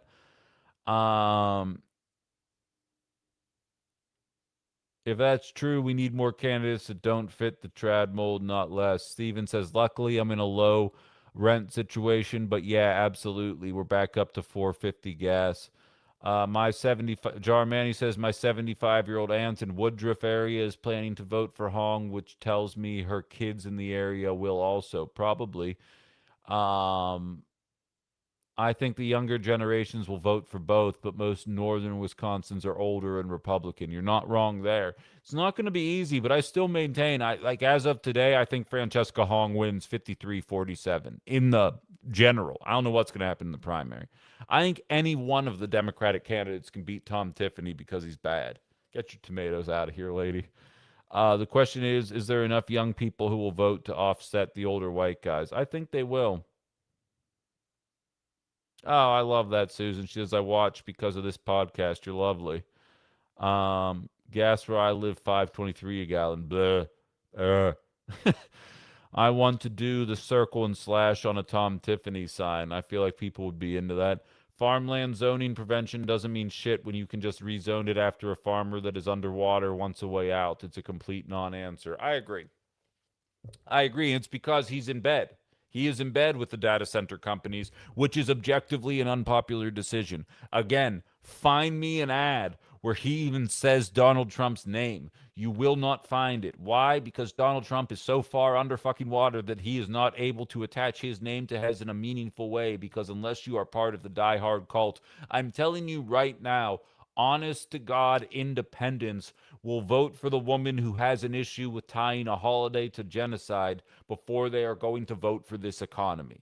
Like, the idea, the only way they don't is if the Democratic establishment in the Democratic media is willing to play ball with these bullshit Republican talking points. Yeah, I know that you guys can't afford anything and people are drowning in medical debt and in college debt and in housing debt and in grocery debt, and the cost of gasoline is so high, and we blew up a school of children. But Francesca Hong said one time she went in a restaurant and she felt uncomfortable as the only Asian person or Asian family in the restaurant. Can we really trust her as the governor? Like, what the fuck are we talking about here, guys? Like, all that needs to happen is the Democratic Party needs to fall in line the way they expected all of the progressives to fall in line, most of which that did, behind the centrist candidates for all of the other elections that we're talking about here. No one believes you work, Jarmani. It is virtue signaling to rural voters. A lot of them will fall for it unless someone Hong highlights it and they're willing to listen. Exactly. And then when Hong shows up with an anti-data center message, I think you have a higher likelihood that Hong will listen. Again, if you were not here at the beginning of the show in 2024, Wapaka voted 20,000 to 9,000 for Trump, 19,000 to 10,000 for Hovde, and 19,000 to 10,000 for Tony Weed. And then they filled a zoning meeting at 9 a.m. so full that they had to cancel the meeting and reschedule at a bigger venue so that people would be able to be heard. And Tom Tiffany is not giving a concrete answer about what he's going to do about data centers. That is how you handle this. Shut up about Thanksgiving. Shut up about white racism. And I'm talking to the libs. I realize conservatives are gonna conservative. Like, that's fine. There's nothing I can do about it. They're gonna Manchurian candidate the second they hear the word trans or abortion or any of the other no words that immediately gets them to stop thinking critically. The rest of us have a very straightforward way of thinking about this, and all that needs to happen is the media needs to fall into place. It's almost like they're canceling shows that are willing to talk about this in a meaningful way in the mainstream so that people are relegated to independent media to get these real answers. I Googled it out of curiosity before we call it a show here. Hold on. Wapaka zoning meeting Thursday. And then we're going to slide it over to news. There is not a single story on Google about the Wapaka zoning meeting yesterday. They got so full with a bunch of MAGA conservatives about data centers that they didn't want to talk. Nobody is talking about it. I shared it on my Facebook page, and I implore you, it's on my Facebook, it's on my TikTok, it's on my YouTube. Share it on your socials. Text it to your family members. Share it anywhere you need it to go out, because I'm telling you right now, they're trying to bury this story. They're trying to bury it because this is how you reach across the aisle and walk away with this election. Walk away with this election.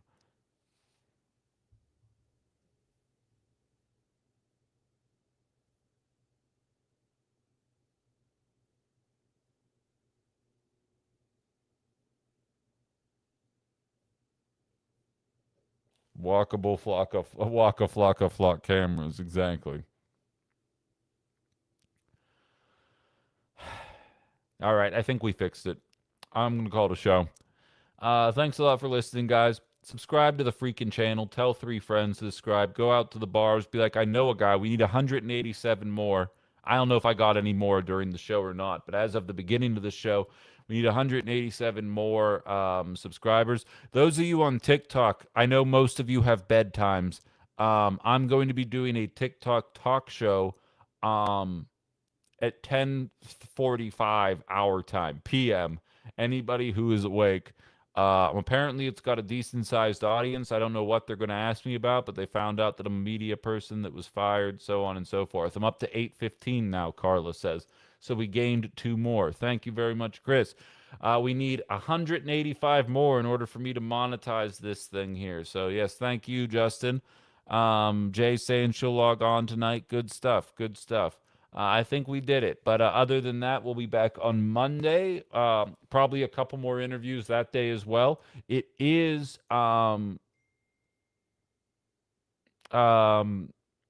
we are 5 days away from primary season, so we have to get into it there, but I'm pretty excited about it. Going to be jumping into it. And again, I'm going to be teasing the shit out of this.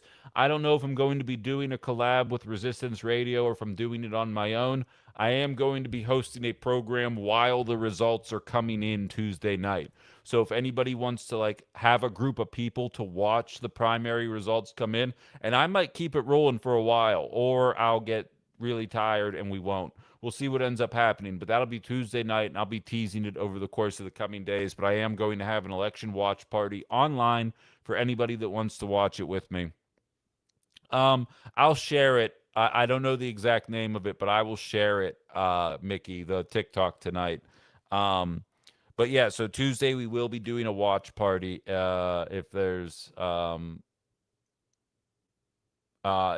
anybody who wants to watch it with me there.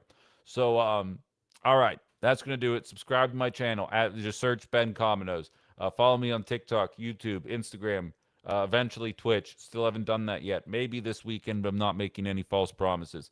All right, guys, that's going to do it. I will talk to everybody another day. Thank you very much.